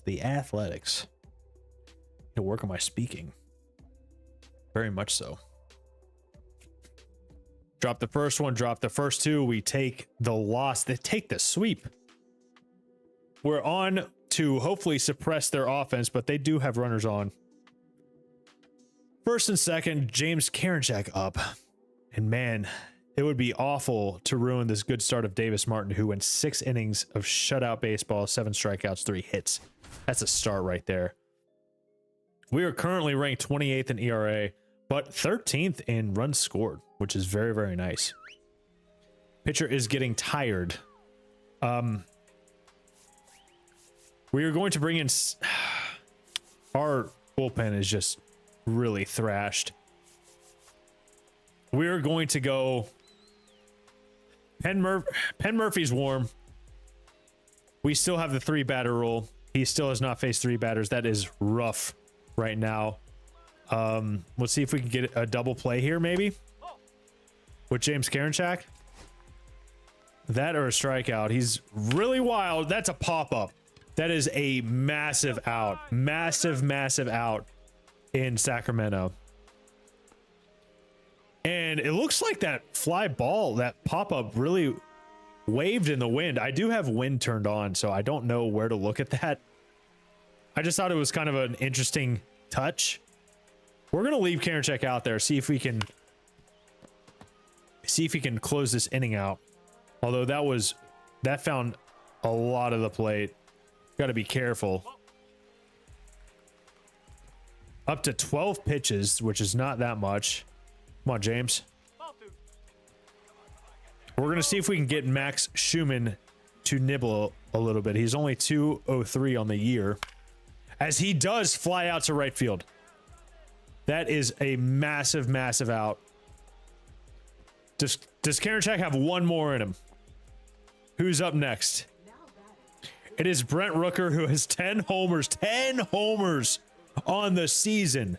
We cannot let him face James Karinchak. We have to go Penn Murphy. Absolutely have to go Penn Murphy here. Brent Rooker has 10 homers on the season, and it is not even May yet. We got to keep it to 10. Funny thing is, he has 10 homers and only 13 RBIs. Is it RBIs or RBI?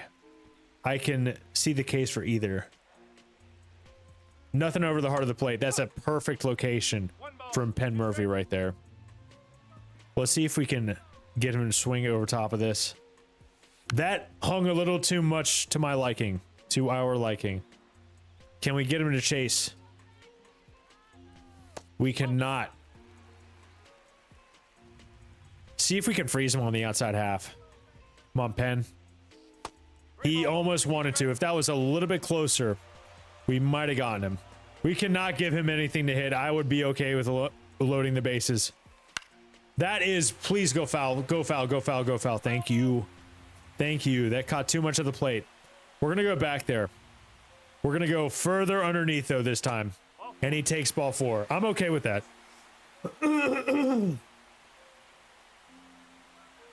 I would much rather face Shea Langoliers, although he does possess a similar power threat. Not quite as much. Bad thing is, we got nowhere to put him. Up only 1. We're up 0-2. We need Shea Langoliers to chase here. He was clearly unhappy with that call, but it was a strike. 1 and 2. That was not competitive enough of a pitch. We're going to need to just keep doing it. Keep doing it. Keep going out there. He is just not offering. We're going to try to freeze him. That is a great pitch. He just gets the knob of the bat on it. Or the end of the bat. The end of the bat.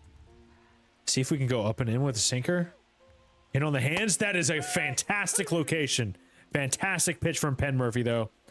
What an inning to hold them to 0 runs. Fantastic. Return to simulating. And we do get the win. We do get the win. Very great to not waste that start of Davis Martin, as it is a pitcher's duel here in Sacramento. Great pitcher's duel. I'm glad it was a pitcher's duel. We have had a lot of offense in the past several weeks or so, or the past week against Boston. So it makes sense that our bats might be a little bit tired. Brendan Eisert no longer injured. Auto utilize off the injured list. We're going to lose the second one to Oakland. First, we're going to set our scouting. And it doesn't look like Joaquin Worth is worth any further look as of right now. Or maybe we should. It depends on this outfield prospect. Recently scouted. Are we gonna discover anyone worth really looking into? Jerome Hag looks to be somewhat decent. I'd rather scout someone with a higher potential. He's already not going to be on our board. We're going to keep it moving. Excuse me. We're going to go to the east. Sorry, I keep clearing my throat. Let's try to find another good player that we could potentially scout. Through the word potential so much out there. Matt Cruz, maybe. I know we've talked about Matt Cruz, Foster Carr. This Richie Wynn, he's already 22 though, but his potential right now is sitting at 84 to 98. I do like that. Looks to be a more guarantee of a higher potential. It's just unfortunate that he's only 22. I think we're going to scout him anyway. We're going to have him fully scouted by next week. So that is very, very good. And let's keep it moving. We are in the top of the 8th. Jose Leclerc on the pitch. We were up by 1. Oh, this is a player highlight moment. My bad. Lennon Sosa has a 10-game hitting streak. Let's see if we can keep it moving. See if we can keep it going. Hope we can. That'd be fantastic. All right, Lennon. Let's keep it up. Let's get you another hit. He's hitting 310. That's a great take. That might be why he's locked in a little bit. Might be why he's having a nice little hitting streak. He's been taking first pitch like that. As he swings through the fastball. But they do steal. We do steal second base. Corey Julks already has 7 steals on the season. Forgive me, sir. I was unfamiliar with your game. As Lennon Sosa is going to hit the ball on the screws, but right to Jacob Wilson. Who I assume is Jacob Wilson. And they get out of it. We are going to enter the game here. It's the bottom of the 9th. 2 outs. We're up by 1. We're going to be facing... Oh, it's... My bad. It is a player lock moment. I don't know if we're going to be making the play. We're going to be covering second. All right, next time I'm just going to simulate through. Let's be real. I'm going to simulate through. That's something new they've added. I've played a little bit of March or October. If you do have a player highlight moment, you can enter the game for the final out. Sorry. And that is something that's cool, but most of the time it's just like it's not worth it, especially if it's not a close game like that was. If that makes sense. No. Chase Maydroth just tore his Achilles and he's going to be out for the year. What an unfortunate injury. We've had a couple really, really unfortunate injuries. Oh my God. And Michael Turner just broke his leg out 1 to 2 months. Those two are going on a 60-day IL. Man, we cannot catch a break with injuries. Let's see what they were doing. How were they doing? Chase Maydroth was, doing decent. OPS 729, 23-year-old, 62 overall, which is a little bit old to have that level of overall, which is unfortunate. Michael Turner, it's unfortunate that he broke his leg, but he doesn't really feature into our long-term plans. Frazier Ellard, yeah, he was actually doing really, really well in AAA as a reliever. We could have really kind of used his help.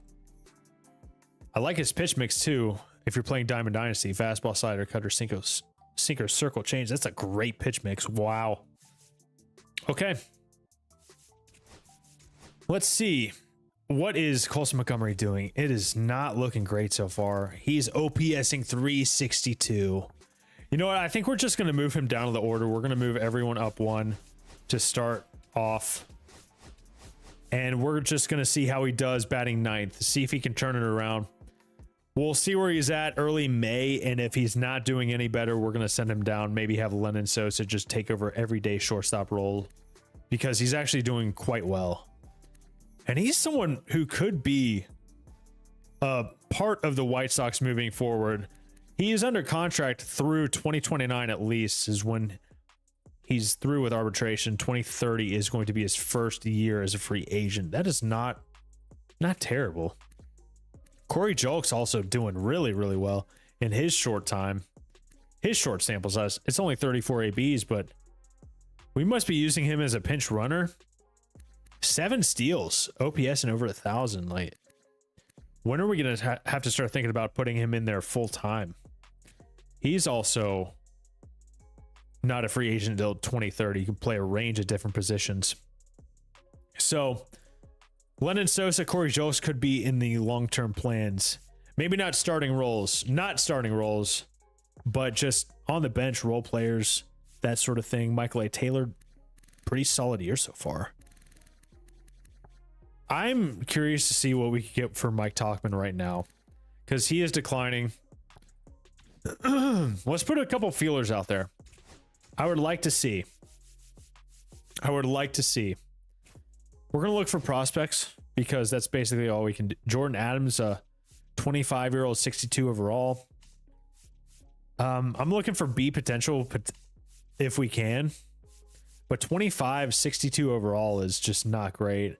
Or if we can find like a C potential reliever that is a little bit younger with a decent overall, maybe like 60-ish, who could be in the bullpen long term. I don't mind if they're, of course you'd like to see higher potential, but there are bullpen arms out there that are C potential and could be very, very good. Chase Silseth, say that 5 times fast. Moonshot legend. Could be a decent get. Logan Evans, B potential starter. That could be a good get. I don't know if I'm going to trade him right away unless I see something that is just painfully obvious. I also don't like that. This is going to be very nitpicky. Actually, I'm just going to turn the screen off here for just a second while we're looking for these. Remind me to turn it on. Someone. Another starting pitcher, B potential. I don't like how the screen goes like up and down when you got like 1 or 2 options, you know?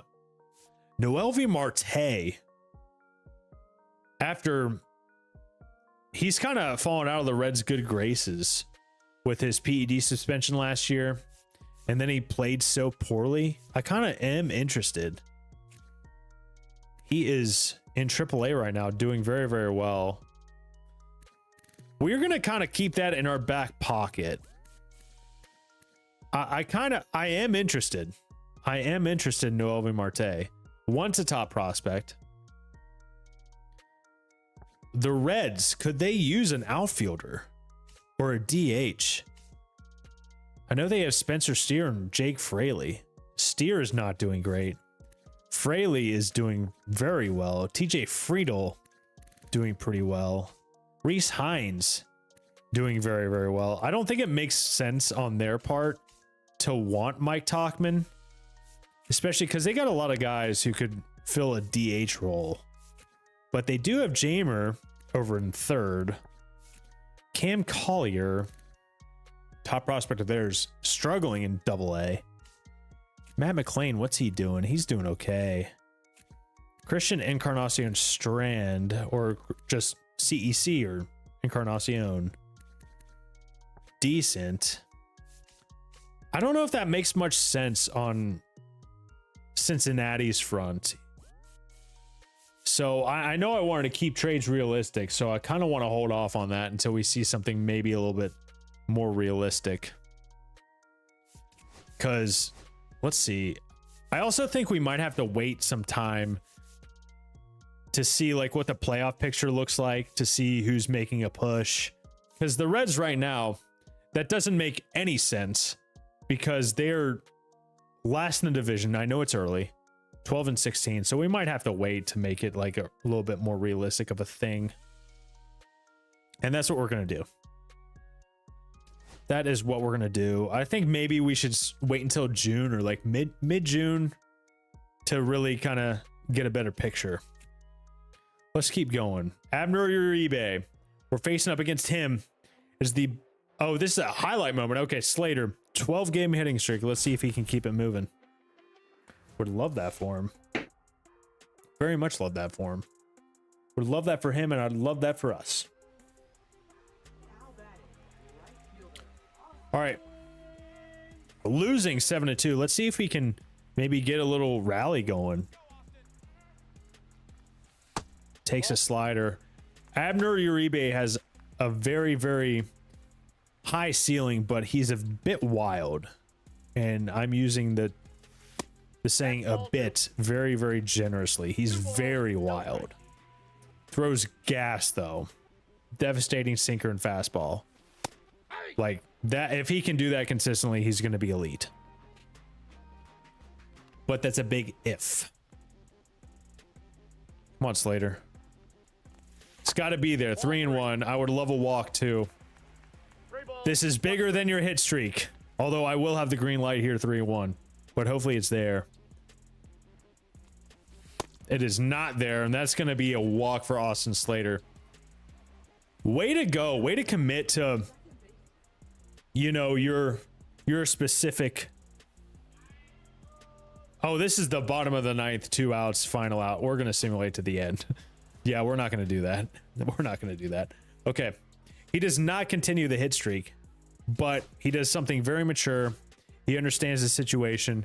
We're down by 5. We need base runners, so he takes a walk. I like that about him. I like that about him. We lose the first game of the series to Milwaukee. That was another loss just by 1, which is unfortunate. We get shelled 4 to 15, 15-4. And now we are going up against Corey Lee's former team, Brian Abreu. Brian Abreu and the Astros down by 1. Bottom of the 8th, 1 out. The Astros, uncharacteristically of them, 25th in run score, but they are 8th in ERA, which is good for them. Corey Lee swings through a fastball. 0-1's the count. Unfortunate. He's hitting 146. 1 for 3. Takes a slider away. 1-1. Just want to stay out of the double play here. Maybe a fly ball. Good take. Brian Abreu kind of has the same situation as what was his name? Abner Uribe. Very good stuff, but very wild. They're very, very similar in that regard. As that was a good front door slider. Just get a piece of it. Not a pitch you necessarily want to hit, but it was up. But he does give a ride to a low and away slider. That's going to find a gap. That is going to hopefully score the runner from first. A bases, well, not bases clearing. You'd have to have a bases loaded situation for that, but that's a 2-run double for Corey Lee against his former team. Well done. Great piece of hitting. And now we have the lead. Can Michael A. Taylor add on? Swings through that up and in sinker. Horrible clutch that Michael A. Taylor has. Let's see if we can kind of overcome that. 25 clutch, wowzers. As that was an awful swing. Just geared up for that sinker inside again. Did not do well. Did not go well.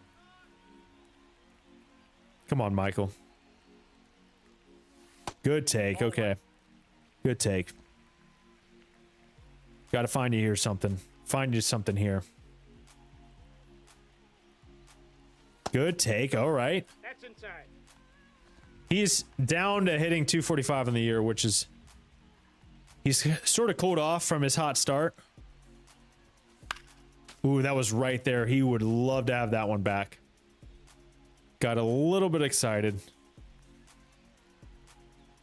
Just a tad excited. Way to hang. Slider fooled him a little bit. Way to get a piece and foul it off. Way to foul that one off too. He's a little bit in between here. He's in the rocking chair, as you might say. He was not in the rocking chair there, but he was a little bit out in front. He adjusted, but not enough. Not enough. But he did give it a decent ride, and we still have one out to play with. Let's see if Josh Rojas can come through for us. Come on, Josh. 253. He's having an okay year. Be more okay if he kept that fair. 104 off the bat. Just foul. Not just foul, but only foul, unfortunately. Good take. Outside. Good take, Josh. 1 for 3 on the day. Just make it 2 for 4 with an RBI. Or a walk. I'd take a walk too. We'd take a walk. Keep the chains moving for Austin Slater. As he doesn't keep the chains moving, but he plows right through them and goes 419 to right field and gives us a 3-run lead. Wow, Josh. Maybe I wasn't familiar with your game. Jeez, what a swing. My goodness. That was loud. Austin Slater wants to do the same thing except to left field. Wowzers. Austin Slater's just going to ground it out. Ground out to shortstop. And that ends the 8th, but man, we do some damage right there. And we go on to win this game. 7-4. Well done from Corey Lee and Josh Rojas. Well done. Great games. Great days for them. As Houston seems to be really struggling this year. They are 16-15, so not necessarily extremely struggling, but certainly far off from where we usually see them. DJ Snelton, bruised arm. I think you can get over that bruise. That's rude of me to say. I don't know how bad the bruise is. I bruise like a peach, so if it was me, I'd probably be on the IL for 60 days. So I'm sorry, Snelton. I didn't mean to throw shade. As we lose the second game to Houston, but let's go to our scouting department and look at that. Richie Wynn might be our top pick of the draft. He is almost guaranteed to have 90 to 95 potential. He looks to be extremely well balanced with the bat. Maybe not the best fielder, but decent arm strength, decent reaction. I think we've found our #1 draft pick. He can also play first and second. He's 6'3". I like this. I like this a lot. I hope he falls to us. I know he's 16th on MLB's board. Hopefully he can fall to us. I do think we're going to take him first unless we find someone significantly better, as we do find a couple outfield prospects from the East. Let's see if they have anything worth scouting. Wayne Dukes, not feeling it. Doesn't look great. This guy, though, R.D. Martins, his potential could be good. Not great overall right now, but he could have great speed. Maybe he is something with the bat. I think with that like level of potential, the 75 to 93, he would have 48% motivation to sign with us. I haven't really paid attention to that with any of our other suitors, potential suitors, that is. Maybe we just see what he's like. Oh, I didn't mean to we'll cancel that scouting assignment. But I think we're going to see what he's got and see what he can do. RD Martens. Martens. Hope he's a 10 in our book. Terrible. Just awful. Awful punt. As we finish discovering players for the outfield, we will move to international. But I also kind of just want to see, like, what's the MLB or what's our board looking like? Tim Bravo is still number 1. This pitcher looks pretty good. Of course, I doubt he'll fall to us. This guy's in the East. I'm not really concerned. Internationally, this guy looks decent. I would rather the potential to be higher up there. This guy could be really good. Maybe there's a lot of good starting pitchers in the East, but they're all high up on the board and probably won't fall to us. Maybe I could just do starting pitcher. That would be the better thing. How many international starting pitchers are up there for us? Maybe I will go team rankings. There we go. This guy, number 2 on our board. I don't like the walks per 9, even though he could be really, really good. This guy, though, I do like his per 9s as far as like proportionate to strikeouts and homers per 9. Maybe we don't scout the Central. There seems to be a lot of East and West guys up like high on the board. Do we change our strategy? This guy could be good. Pablo Sandoval. Good hits and walks per 9. Would really like to potentially get him in the 2nd round. Maybe even 3rd if he fell. But I don't really have a high expectation of that. This guy, Jeff Galarraga, man, his potential is going to be high. And he is he is central, which is usually what we do. Usually the 2nd group we scout. I think he could be very, very, very good. But I like that 3rd baseman. We do need pitching though. Oh, it's so difficult. This draft is already going to give me a heartache. I just know it. There's some more central guys like this dude. I don't think he's going to be good. The overall is higher than the potential. Not great. This guy, not even on the MLB board. I don't like his per 9 mix. He could still be very, very good. This dude, central. Yeah, I think we still have to go central. Looks to be like a high amount of good potential guys, but man, it's too early in the season already to get stressed out over this draft. But here we are. All right, let's scout Martens. We take the final game against Houston. We go up against the Royals in a series against them. It is the bottom of the 10th in Kansas City. We're up by 1. Runner on 2nd. Let's see if Penn Murphy can finish the job and strand that runner on 2. I would love that. I would absolutely love that. And if any of you are here from the main channel who like my MLB stuff, I appreciate the love on the Braves video. Got quite a bit of subscribers, quite a bit of likes, quite a bit of clicks. Really do appreciate that. So if you're watching this and you don't know me from that, the channel is just the show noob and I do MLB stuff. I'd love to have you watch and see what you think. I'm not going to tell you to subscribe unless you actually like the videos. So I want that to be important. I don't want you to subscribe if you don't find it interesting.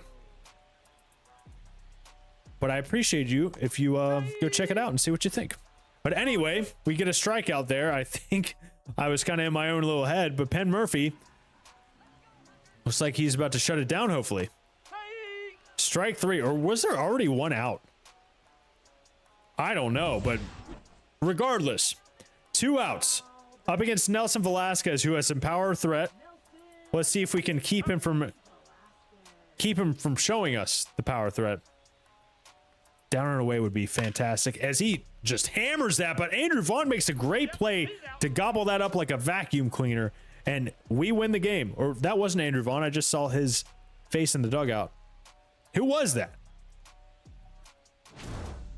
Let's see who that was. I'm curious now. Penn Murphy. He's actually, it seems like he's having a good year. Colson Montgomery, though, 2 for 4, 2 for 5 with a bomb. That is fantastic to see. It was Matt Tice. Matt Tice. And okay. So I'm going to go make sure I change the lineups, both of them.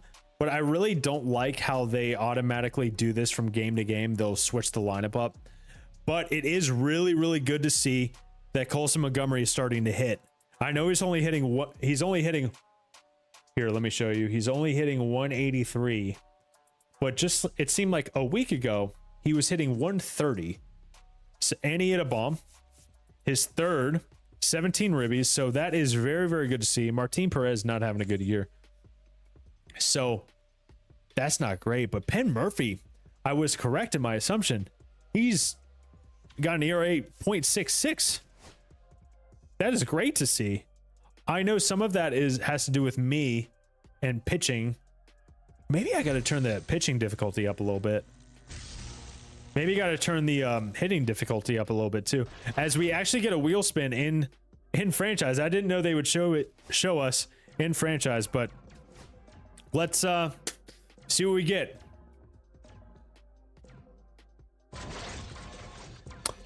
Five bundle, okay. Okay. Maybe I'll open that at the end. Maybe I will open that at the end after. Speaking of which, I'm absolutely going to save this. We're absolutely going to save this. Oh, by the way, I know I didn't say this beforehand, but I know Joey Gallo was originally on the White Sox. I couldn't figure out how to turn him into a two-way player, so we just released him. Let me know if you want me to bring him back, or if you do know how to change his player model into a pitcher, let me know, because maybe we'll do that and we'll bring him back as a pitcher. Although I don't think he's with the White Sox now. I could be wrong though. Man, what could have been with Lou Bob? Let's go let's look at the top prospects. Let's see if any of our guys have come up a little bit. Looks like Roman Anthony is he still doesn't have a homer yet, but man, he is doing some good stuff. Why does he only have 6 games played though? It doesn't make sense that he's got called up and is only like platooning or something. Walker Jenkins. Noah Schultz has moved up. He was 15. I don't know if it's from someone graduating, but it looks like his walks per 9 is going down. But man, he is having a really, really good year in AA so far. Really good. That is very promising. I'm thinking he's absolutely starting next year up with the club. Let's see what Hagen Smith has got. He's having a great year too. I'm thinking we go Hagen Smith and Noah Schultz to AAA in like July at the deadline or something, depending if they're keeping this up or not. Brain Montgomery's moved up, but he is declining against lefties. He's not having a fantastic season. I'm going to go make sure that he's hitting against lefties because I don't like that. I don't like that decline against him. That's no fun. Edgar Cuero, same thing. Declining against lefties. Maybe they're just not seeing lefties? I don't know. That wouldn't make sense that they're declining if they're seeing lefties, though. OPS is 736. That's not great. Let's see if Kyle Teel has snuck up on the board yet. He has. He's declining against lefties, but he's also in AAA. Do we send him down to AA and have him play the outfield? He could play all 3 of them. Is that something we do? How many catchers do we have? We got Kyle Teel. These are highest rated catchers. But Edgar Cuero is, you know what, we are going to send Hackenberg to AAA. We are going to send Kyle Teel to AA. We're just going to get him at ABs. Where's he going to start? I'm okay with having him play left field for sure. And that's what we'll do. And we do have Montgomery and Cuero getting at bats against righties and lefties. You just double check, make sure everyone is playing who needs to be playing. Yes, yes, and yes. Or who is that? Oh, that's an outfielder. No, that's the catcher. Duh. What's Miguel Vargas doing? He's just not it, man. That is unfortunate. That is very unfortunate. Do we send him down and bring up Tristan Gray? I think we do. Yep, let's do that. Let's do that. Or maybe not Tristan Gray, but Mario, buddy, you're going to AAA. Miguel Vargas, I mean, he just hasn't really done it since coming over from the Dodgers. I think he's just disheartened that he's on the White Sox now. But hey, man, we're turning things around. Get on board. Get on board. Bobby Dahlbeck isn't doing it either, man. Do we send him down? Like, he has B potential. I'd love to see him develop into something better than this. Develops might be a strong word for the 29-year-old, but man, he's got a little bit of potential and he's just not doing it. I think we're going to have to do something. We're going to put him on the bench and we're going to have both Lennon Sosa and Josh Rojas playing full time.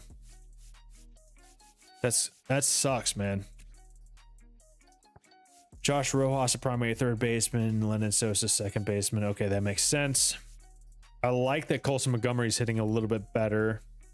In his last 36 at bats, he is on a heater. 361 with an OPS of 986. I forgot they added that into the game. That is actually a good thing. Benintendi not doing bad. 746 OPS. He is having a good stretch. 294, 868. That's solid. I like that very much. Man. Okay. Keep it moving. Keep it up. Talkman's cooled off, but I mean, he's still hitting a ton. His recent stretch is good too. I think we will send Bobby Dahlbeck down. I would love to see him get some at-bats in AAA. You know what? Do we bring Brian Ramos up? I'm almost tempted to just leave him down there in the minors still. Yeah, he's only 22. He could develop into something. What's his potential? Let's find out. 77. It's not bad. It's not bad. Who's on the 40 man that could be brought up that I wouldn't be like stunning their growth or something?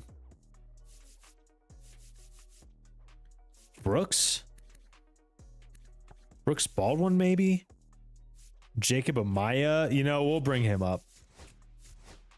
We'll bring him up. Yeah, that's not bad. I don't really think he's a future big leaguer with us. Maybe somewhere else in several years, but let's just put him on the bench and see what he can do. Let's keep going. As we already have another moment against the Royals. If we shut them out right here, or maybe if we're in like July and Penn Murphy still has an ERA under 1, I think we turn the pitching difficulty up a little bit. Ball, that's high. Who says no? I know I don't say no. Because maybe it's a little bit unrealistic. But I mean, we have given up some hits, but maybe just not enough to make it as realistic as it could be. Oh my God, what a dot from Penn Murphy. And now we were 1 out away from another win. Good pitch, sir. Uh-oh. Oh my God. That caught way too much plate. But it's against Dairon Blanco, who's not a strong bat. We're going to see if we can get him on the sweeper. We do. We hang it a little bit too much.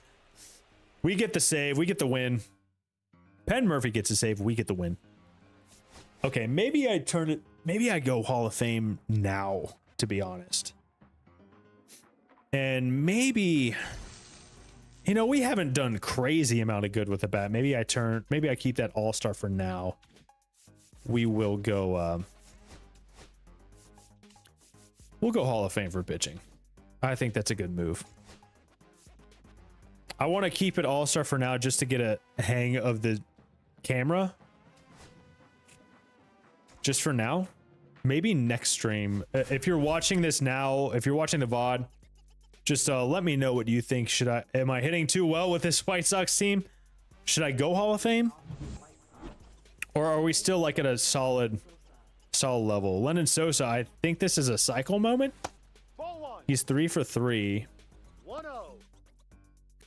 What's he got? Triple, double, single. It is a cycle moment, so he has to hit the bomb. Come on. Kyle Wright, Braves legend. He's going to just leave a changeup hanging. We don't know what to do with it. Maybe we keep it all-star. Lennon Sosa, he gets another shot. Kyle Wright, can he do the same thing? Who's not a starter for them. He does the same thing, but he's going to throw a fastball up in the zone. That's going to fall, though. That is going to fall. That's going to be a base hit. Fantastic spot for Lennon Sosa to hit in. We're going to simulate to the end of the game for sure. Well done, White Sox. Let me know what you think. I want to know. I want to know. Am I being too nosy? As we're on a little bit of a heater right now, we are very close to being 500 again as Nick Podkul breaks an ankle. Maybe playing pickup basketball. Maybe AI came out of retirement. We're going to put him on the 60-day IL. Can we get to 500? We cannot.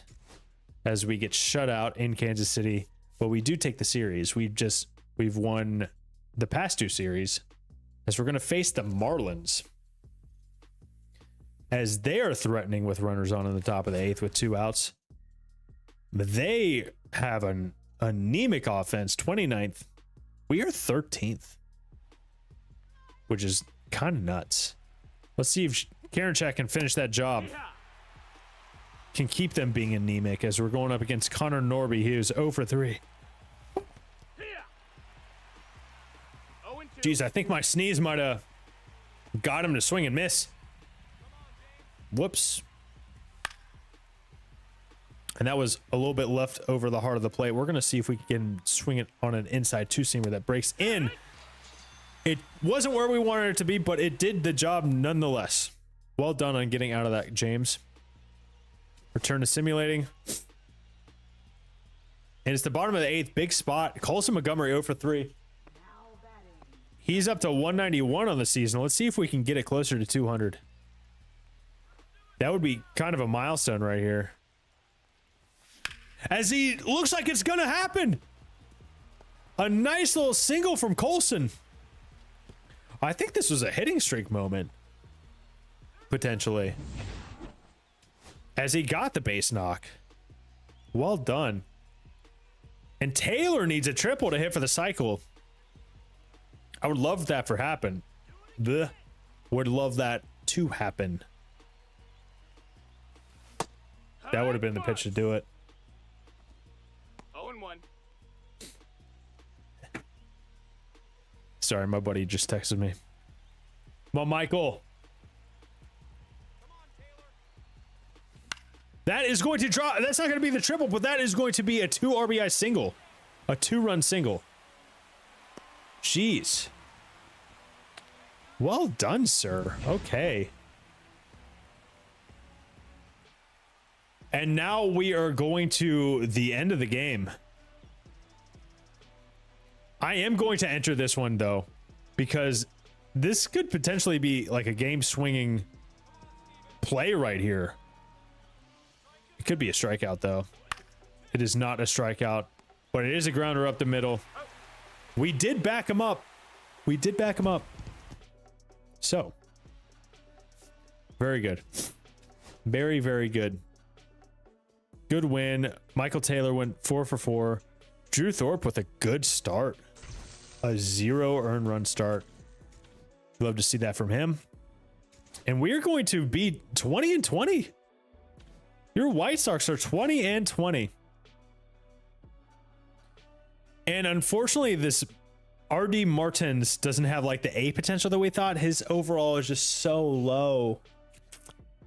I don't think we're interested. Not gonna lie. Don't think we're interested. We did find an infielder. Let's see if they are any good. You have to scroll this far to find them, and they're recently scouted. It's not likely that they're very good, and it doesn't look great. This has not been a great round of discovering players. Not a great year of discovering players. That's unfortunate, because that is something that's very, very fun. Let's look at, like, maybe we could use everything, to be honest. I think maybe we look at catchers. No, we have catchers waiting in the wings. First baseman. This guy could have an elite contact bat. What about this guy? Elite power, right-handed hitter. This one could have higher potential. Bit of ways. Let's do all. Let's go from the bottom to the top. I feel like that's a song. Maybe we go second baseman. Who's this guy? We'd love to find a switch hitter. No, no. Here's a switch hitter, but he's so far away. Second base or third baseman. I still think this is our guy. I think that's probably our guy. Matt Cruz. Should we scout him just to say we did? Just to see if he's real? See if he's a real person? I think we should. Let's try it out. As Montgomery has an 11-game hitting streak. He's starting to turn it around. I like what I'm seeing out of Colson. Really liking what I'm seeing out of Colson right now. 191 on the year. He keeps raising it and raising it and raising it. As he's just not quick enough to catch up to that fastball at a scorching 94 miles an hour. As we're getting blown out in the rain. And he is going to ground it to first base. Just cannot extend that hitting streak. That is likely his last at bat. We are going to simulate to the end of the game. That is not going to have anything to do with us.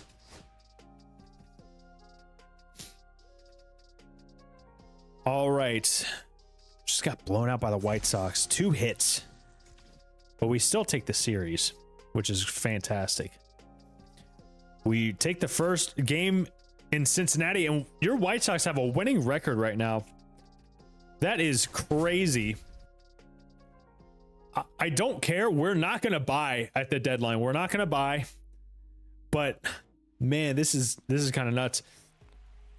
As we are entering the game in a potentially big situation, as we take the fastball low part of the plate, down the middle though. Down 1 run. No outs, runners on first and second against the Reds. As Benny just is a bit late on the fastball. He's hitting 253. Good take. Good take. 1 ball, 2 strikes the count. Come on, Benny bombs. As he does not get called for the check swing. He does not get called for the check swing. I think he clearly went. But let's see if he can take advantage. 3 balls, 2 It is now a full count. Walk to load the bases. Take advantage of that check swing. Miss call. What an at bat. We absolutely steal a walk right there. As Andrew Vaughn is on to face a lefty. He's hitting 212 on the season. As he just is out of control. He is out of control. Thought he saw something to hit there. Clearly not. Did see something to hit there, but he's just late. That was actually borderline a ball depending on who's behind the plate as far as umpire goes. That's a good take. Way to show some sort of restraint that you didn't show in the first pitch. Come on, Andrew. Andrew, is that going to be deep enough? We absolutely are going to try. Does Jake Fraley have enough on his arm? The throw is offline, and that is a tie game. My goodness. Thankfully, Andrew Vaughn recovered enough from his first swing to get the job done. And Austin Slater drives it deep to center field. Does that have enough? It barely gets over the wall. Connor that cuts right over the heart of the plate, and that's a 3-run shot, and now we are up 3. Wow. As we don't want to get too excited, or Josh Rojas doesn't want to get too excited over the next at bat. And he goes yard, maybe. He drives one to center field. That was hit hard, and that sneaks over the wall in this bandbox of Great American Ballpark. We're up by 4. Back-to-back bombs. He just can't leave it over the heart of the plate as they do it again. But Corey Lee is going to get under this one. My goodness. What a couple of swings from our lineup. And you see Colson Montgomery all the way up to 216 now. He is turning things around rapidly as he's kind of free swinging. I think he thought he was going to be part of the party that would get a pitch out over the middle. That is unfortunately not the case. That's outside. Let's see if he can get in on the hit parade. I think his OPS is right around 600 now. That's a good pitch from Taylor Rogers. Very tough. That sinker down and in. Moving in on the hands. That is very, very difficult. So he goes away now with the sweeper. All evidence points to Hall of Fame hitting is needed. As he just gets a piece of that to stay alive. 2-2, swinging at that sweeper in the dirt. Not a good swing. As he gets one a little bit higher this time. And that is off the foul pole. 3 home runs this inning. Wow. Colson Montgomery. He is here to stay. We moved him down to the lineup and he's just like, no. I refuse to be sent down. My God. Okay, fam. I do think next episode we will put Hall of Fame hitting on. This is a little bit too good, I think. Lennon Sosa gets in on the mix. Perfect swing right off the glove of Candelario. He can't make the play. And I can't blame him. That ball was torched. 104 off the bat to the hot corner. Tauchman. Tauchman's gonna maybe bloop. Is it gonna find some grass? It does. We are stat padding right now with Mike Tauchman. Just want to keep that trade value high for the inevitable. Michael Taylor 3 for 4. Make it 4 for 5. Not quite. He swings right over that sinker. I am still just pumped about the Colson Montgomery swing. As Michael A. Taylor gets one in off the hands. Great timing. He saw that pitch well.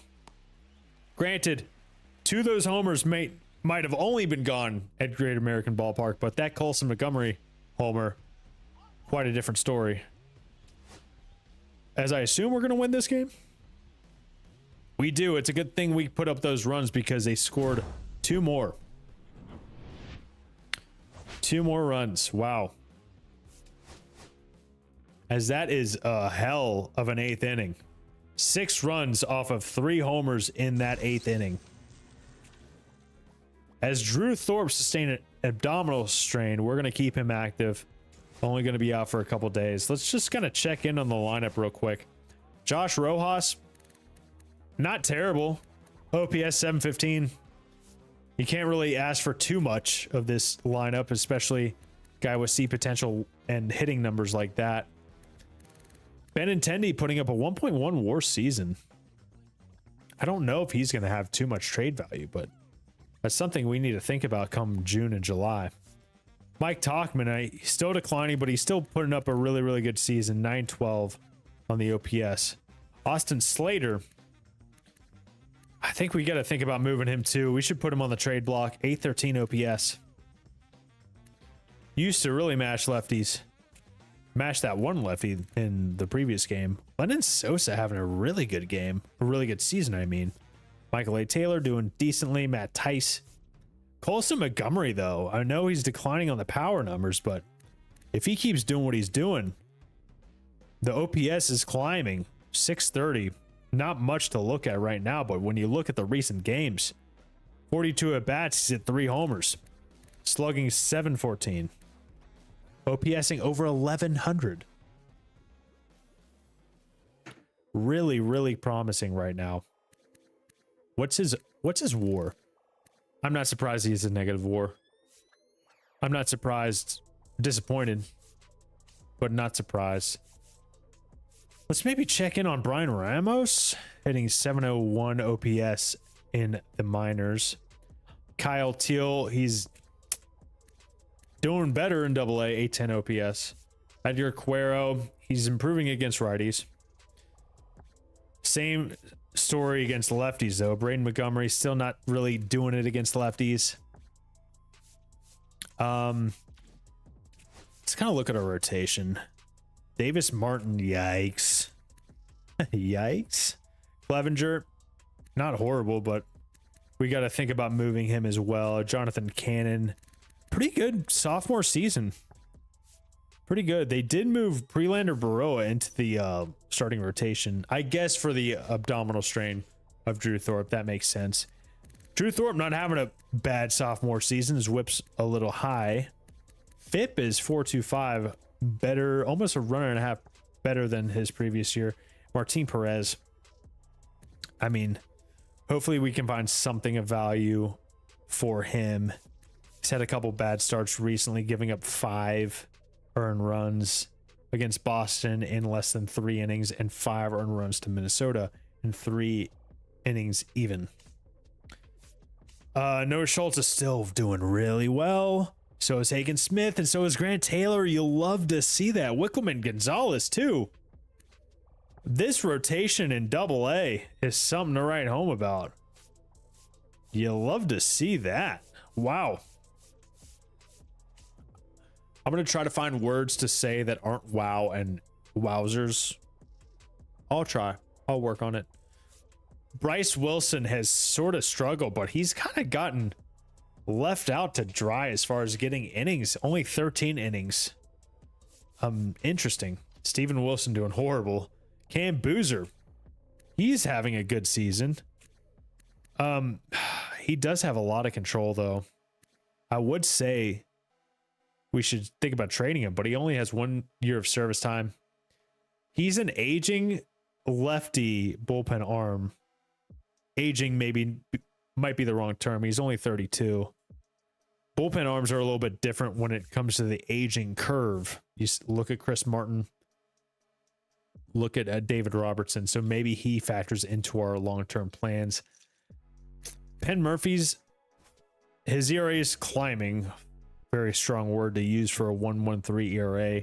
He's got a 1.38 whip, though.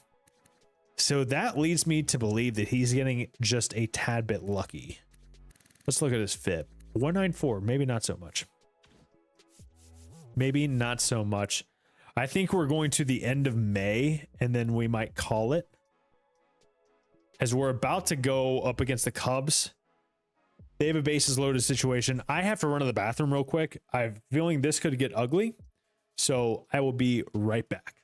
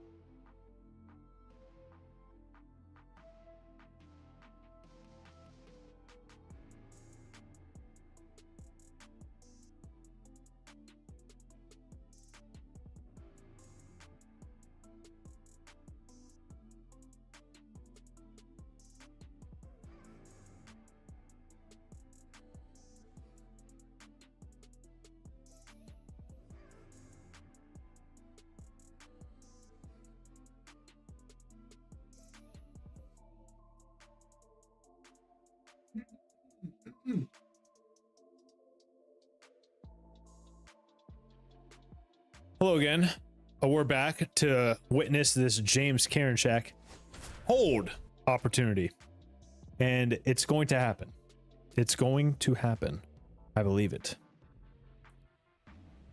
Bases loaded here, though. Ian Happ in Chicago. Let's see if James can shut it down.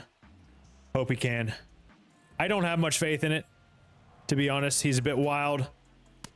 Never mind. I have all the faith in the world. I never doubted him for a second. Let's see if we can get Ian Happ to swing over top of a curveball in the dirt. 1 ball, 2 strikes. Good block there by Tice. Come on. Come on, James. Big moment here. Big moment here. Good pitch. Good pitch. Excuse me. As we still maintain our 2-run lead. Well done. And we take the game. We take the game. Talkman, another fantastic game. Shane Smith with the win. I almost want to see what he's up to. Andrew Benintendi 2 for 5. Colson Montgomery 1 for 4, 2 ribbies. He's going to keep climbing, man. He's still hitting. The White Sox are 24 and 21. Never saw this coming. We did lose the next game to Chicago, but we can win the series still on Sunday. Let's see what our scouts found out about Matt Cruz. He could still be the real deal. I think, you know what? I think we're going to continue scouting him and finish it out. We did not discover any new infielders in the West. Let's see what we can find in the Central. This will be our last week of scouting international pitchers. International starting pitchers, that is. Let's keep it moving. Let's keep it moving. We dropped the last game of the series.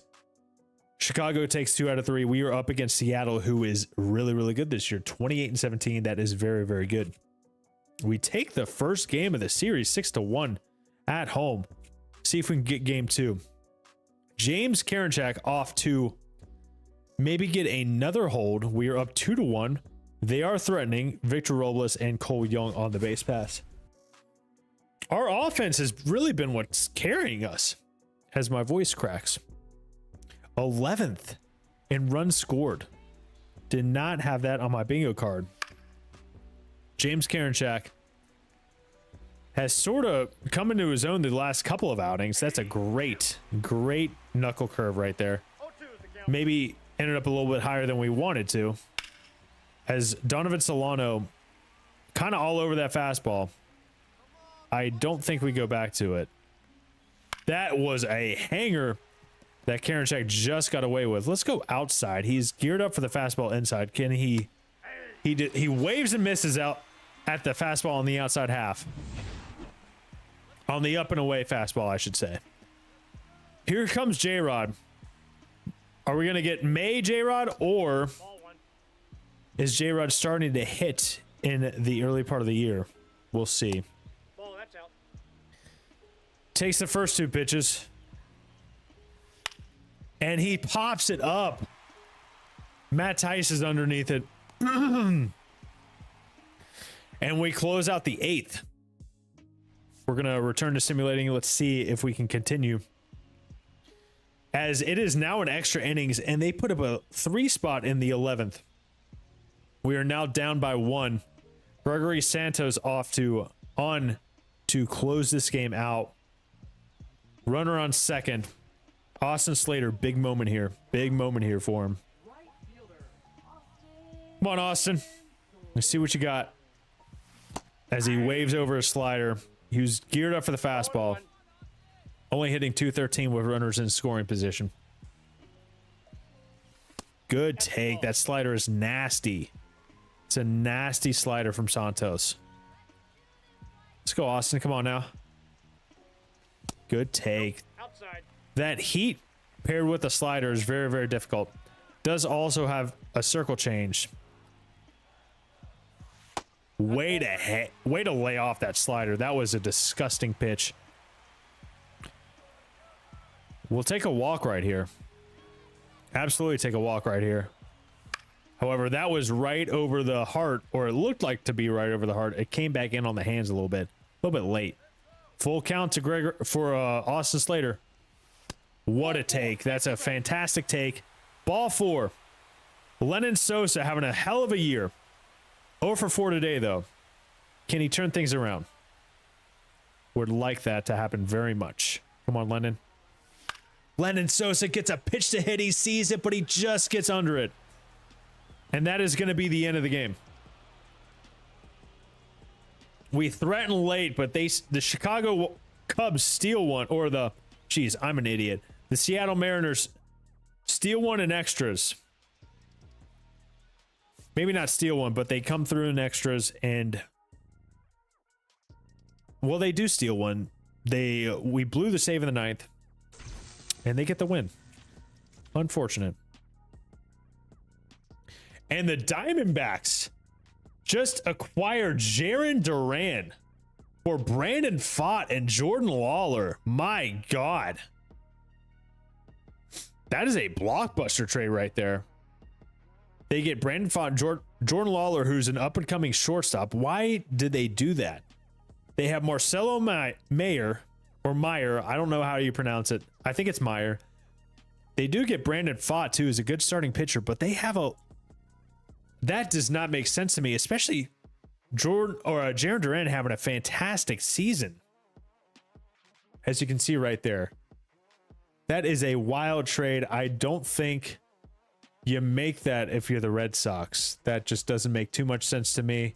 I do like Brandon Pfaadt and Jordan Lawler, but for Jarren Duran, who is pretty much in his prime, a great outfielder, I don't think I'd do that if you're the Boston Red Sox. That doesn't make sense to me.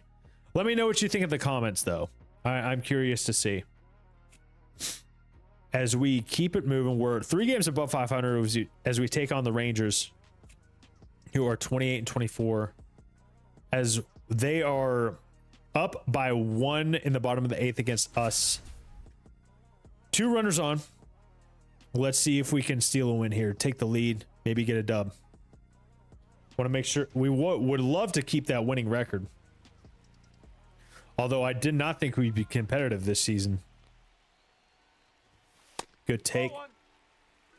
Good take from Lennon Sosa against Jacob Webb.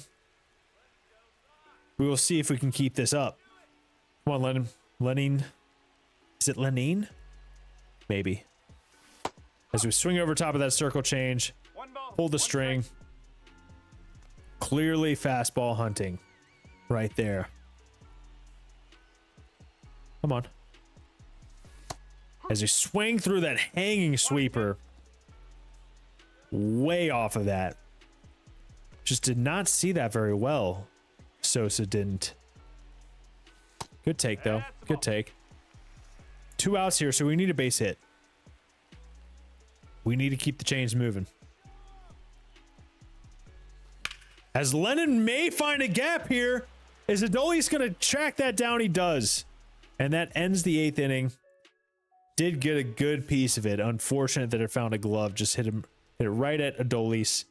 And the Texas Rangers will take that game, as they will also take the series. Mike Clevenger with the loss. Cody Bradford with the win on the Texas Rangers end. As we're on a little bit of a skid here, losing 4 straight. Let's check the scouting assignments. We finished scouting Matt Cruz, who looks to be pretty good. Pretty good. His potential is not as high as I would have liked. I don't think we would take him over that other third baseman that we scouted, who is kind of at the forefront of my mind. I would like to take Richie Wynn. I think that would be a win in our book. We did discover a infield prospect. Let's see. Where is he? A first baseman who looks to be quite good potential-wise. Right-handed bat. 84th on our board. I am curious to see what he's like, and we will scout him. We will know next week whether he is good for us or not, as far as like potential. He is 22 years old, which is unfortunate. And we have finished scouting starting pitchers in the international. I just want to also make sure this person can scout position players. 82 for position players, so I am okay with that. We are going to finish the infield as far as discovery goes. All right, I think we will go until scouting next weekend, and then we will be calling it. As we do have a save situation against the Mets. Bottom of the ninth, 1 out, 2 runners on for the New York Mets. Let's see if we can sort of hold them at bay. As we go against the top of their order, Francisco Lindor is hitting .359 on the year. He's characteristically a slow starter. Quite the opposite right now, as there is a little bit of lag I've noticed in some situations as Francisco Lindor hits that foul. It's almost a double by the line, down the line. Can someone also let me know if they've experienced a little bit of lag in like pitching moments or any moments in franchise or March to October? Because I can see some right now and feel it a little bit as we get Francisco Lindor to wave at the sweeper, back foot sweeper, down and in. Now we're going up against Jesse Winker. Let's see if we can close this game out. As we have moved pitching up to Hall of Fame. And we get a pop-up from Jesse Winker. And that looks to close the door on them, and we get the win.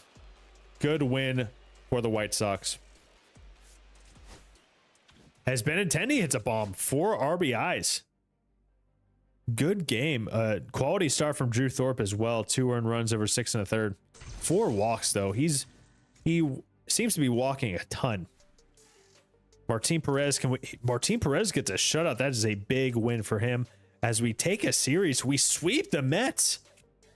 Sweep the Mets, who have a winning record. We're back up to 500. We're gonna go to Baltimore. We lose the first, back under 500. We win the second one. And our scouts have discovered that Orlando Chavo could have on the upper echelon of B potential. Not great overall wise, and he's already 22. He is 107 on our board. He's not ranked on MLB's board, which I think could be good for us. I would like to. I'm interested. I'm definitely interested. But he's not going to be like the top of my board. Not going to be at the top of my board. And we did discover an infielder, although not great. Could be really good with the bat. He's 19 years old. Do we scout him just to kind of see? I'm kind of curious. I am kind of curious just because I very rarely found a prospect to go up in potential rating. It's always like come down. I'm curious to see if this could be a type of player that would come up potential wise. As far as like, I know the potential is 58 to 81 right now, but could it raise from like that to maybe go to 65 to a range of 65 to 85 or something like that? I am curious. But that is our last discovery sort of situation. I don't do catchers because in my experience, I would waste it. It's wasted. You don't discover any catchers ever for whatever reason. I don't really understand it, no matter how high the discovery is. So I'm just going to scout a different prospect. We're going to scout a position player. Do we look for an outfielder with potential? Of course we look for an outfielder with potential. Duh. I kind of like this though, but he's 23 and his overall is going to be terrible. He would just never reach the big leagues. I know his potential is going to be high, 81 to 95, but he's just never going to reach the big leagues. Maybe if he was 18. It seems to still be a common theme in MLB The Show where you get these older prospects who are just never going to be in the bigs that have like high potential, but they're 22. It's going to take them 5 years of developing to even get an overall of like 75. Then they're going to be a 28-year-old rookie, which does happen. But I don't know. I don't know. I would like to see a little bit more. This guy, Joaquin Morrow, could have great power. He is a little bit shorter of a player. I don't like looking at shorter players, but Eric Huerta, switch hitter, could have good potential. I think we're going to scout him.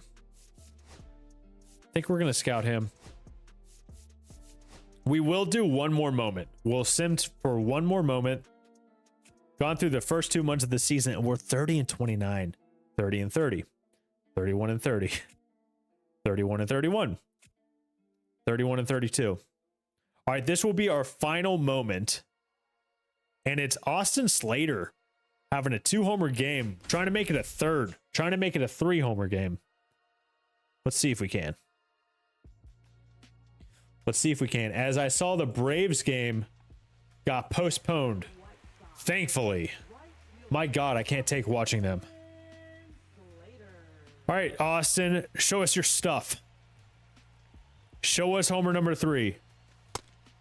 It's Carlos Estevez, acquired last year, I think, or a new pitcher. I don't remember. As Austin Slater just gets underneath of it, fouls it back. Come on now, we're also tied. We'd love a go-ahead homer. As that gets away from Salvador Perez. Runner on first moves to second. Now we have a real chance to impact this game. Take the lead here with a base hit. Would still love a homer, obviously. Just a little bit behind the Heat. That's a foul ball. At 98 right over the heart of the plate. That's what we wanted. That's what we should have been all over. But we got a full count. Mike Tauchman hitting 359 with runners in scoring position. Would love a net bat from him. As Austin Slater, just early, just under. Does it stay in play? It does not. We get another chance. Slater gets another chance. Come on, Austin. Austin's just a bit late. He's a little bit in between. He has made so many mistakes, and we have not capitalized off of those. Come on, Austin. Can he make one more mistake? He does, but we pulled it foul. He just got a little too excited that he made another mistake. Can he make one more? He's made 5 already. One more, buddy. He does, and we swing right through it. Austin Slater fails to hit the go-ahead homer, to hit homer number 3. Look at all those misses. Just not seeing the ball well out of Carlos Estevez's hands. Out of his hand, I should say. But we have another shot. It's the bottom of the ninth, 2 outs. As we just miss a hanging sweeper that could have given us the game. That's going to send it to extras. And this is going to be the final out potentially. As Colson Montgomery is up to bat against Lucas Urseg. Down by 3. Could we see Colson Montgomery just take him yard, tie this game up, give us some life? Could we do that? Could we see that? That's why I wanted to enter the game. Down 0-2. That is a grounder up the middle. And there's life. That's going to be a base knock for Colson Montgomery. Tie, or doesn't tie this game up, but it gets us closer. And we tie the game. Austin Slater back up to bat. Bottom of the 11th. Runner on second. Can he do it? Austin, oh, he lines out to shortstop. That was a great attempt. Just missing. And we're not in play at the moment, but it's tied 7-7. 1 out, potentially the last out of the game. We're going to enter and watch, see what Mike Tauchman does from the dugout. Let's see what he does. Can he do it? He hits it far. Is it going to be a gapper? That's going to be a game-winning, a walk-off double for Mike Tauchman. Austin Slater is not the hero, but he didn't need to be the hero because Mike Tauchman makes the White Sox victorious. Bummer that we couldn't get that third homer after all of those good pitches given to Austin Slater, but we still get the win. He still gets player of the game, although I would argue Mike Tauchman deserves it. 4 for 6, the game winner, the walk-off. What a fantastic game. Fantastic game. As you know what, we're almost at Sunday. Let's just go look at the scouting and then we'll call it. So it looks like I was a little bit wrong there. The potential for Will Sherman did not go up. So we'll find another guy to scout. I don't want him. Miguel Veras, not quite. Mason Compton, interesting. Maybe. Or Joaquin Morrow. We talked about him, but you know what? I am interested enough. Even if he's only 5'8", we can make do. We can make do with 5'8". We're gonna keep scouting Eric Huerta. Gonna see how the potential progresses there. And I think we're gonna scout these two. That's gonna be it as far as moments go, but let's just go take a look and see how everyone is doing. I did forget to maybe highlight a prospect in a game, but maybe we start off next episode with that. Josh Rojas, not doing great, 234 average, 5 bombs. Benintendi, he's improving too. We might be able to get rid of his contract.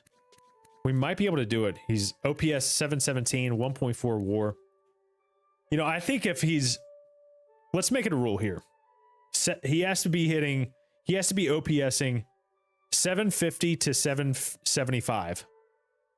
And then we can trade him.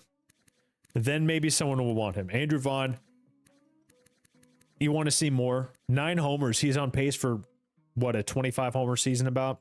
Mike Tauchman's cooled off. I think next episode we definitely ship him off. We make all our trades next episode for sure. Austin Slater cooled off a little bit, 767.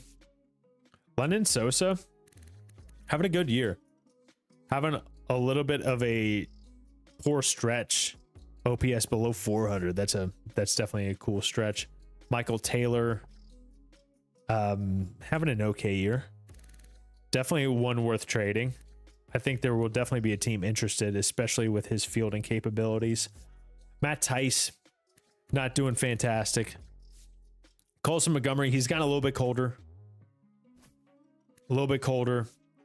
He's on kind of a rough stretch, OPSing under 400. But even with that stretch, he has raised his average to 213, which is fantastic compared to what we saw at the early season. And his attributes are going up. His hitting attributes are going up. Overall, 585 OPS. He's probably like a negative 1.3 WAR. You do not like to see that, especially like his fielding is not terrible. His fielding plays right now. It's just his bat.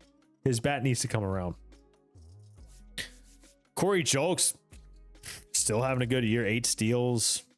OPS 737. 0.6 WAR in his limited amount of time. Corey Lee 202. Jacob Amaya, yikes. Dominic Fletcher, not bad. Yes, bad. Let's go look at the minors. Not really anyone here we really need to look at. In AAA, Brian Ramos. No, he's having a good season, AAA. He's someone we could consider calling up at some point this year. Maybe before the deadline, depending on who we ship off. Actually, he probably will be at the major league level once we do ship off our people. I meant to put Bobby Dahlbeck in to bat. That's a error on my part, but yet he's still not doing well in AAA despite playing in AAA against AAA players. We'll put him in over.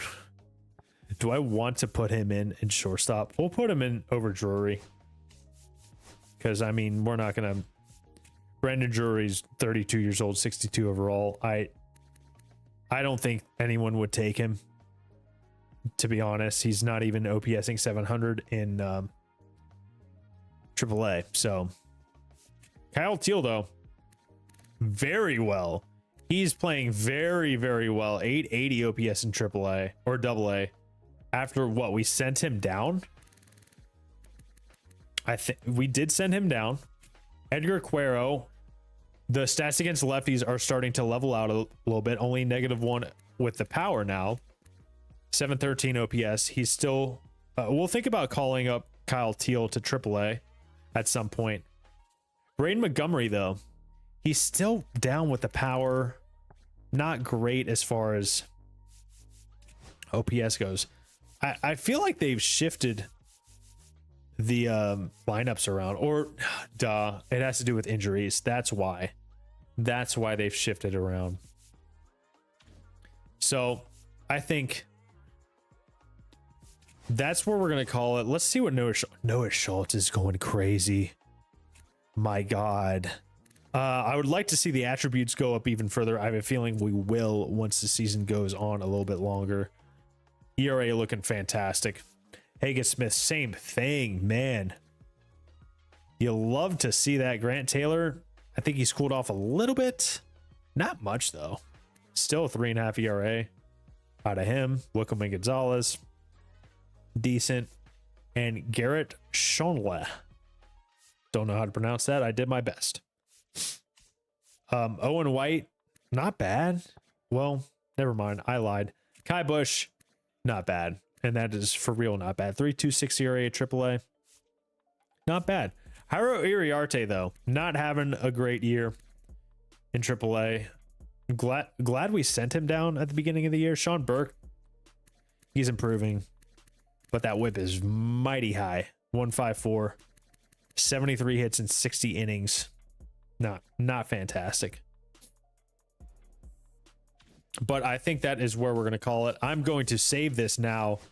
And you know what? We got the 5 bundle out of the wheel spin. So we're going to open that. We are going to open that real quick. I'm going to save it twice just because. Just because I can. And why not have a backup just in case? But that's it for the franchise. Let's go open that 5 bundle. I play a little bit of Diamond Dynasty. Have streamed it a couple weeks ago, literally the Friday it came out. So let me know if you'd like to see Diamond Dynasty streams. I might do that. What you can expect of me is hopefully one franchise stream every week, and potentially more, potentially up to 2, depending on how my week is going, work-wise and everything. Zach Eflin, he's going for 236. I will sell him for sure. Maybe like a Diamond Dynasty stream during the week, potentially. We'll see. We'll see. I like franchise, and I feel like I'm better at this than I am at Diamond Dynasty. And I'm more naturally inclined to franchise and storylines, especially once you get into the meat of it. Like years 2 and 3 and 4 is just like when it gets the most fun. And we did not get anything. Did not get anything. But that was it. If you made it this far, I really appreciate you.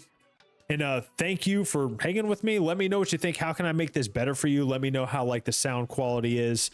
Everything like that. Was the music too loud? Was the sound effects too loud? Were the sound effects too loud? Proper English. Was my voice too loud? Just let me know what you think. And if you're watching this, you know, after I was live, if you're watching the video after the fact, just hit like if you liked it. Consider subscribing if you want to see future episodes.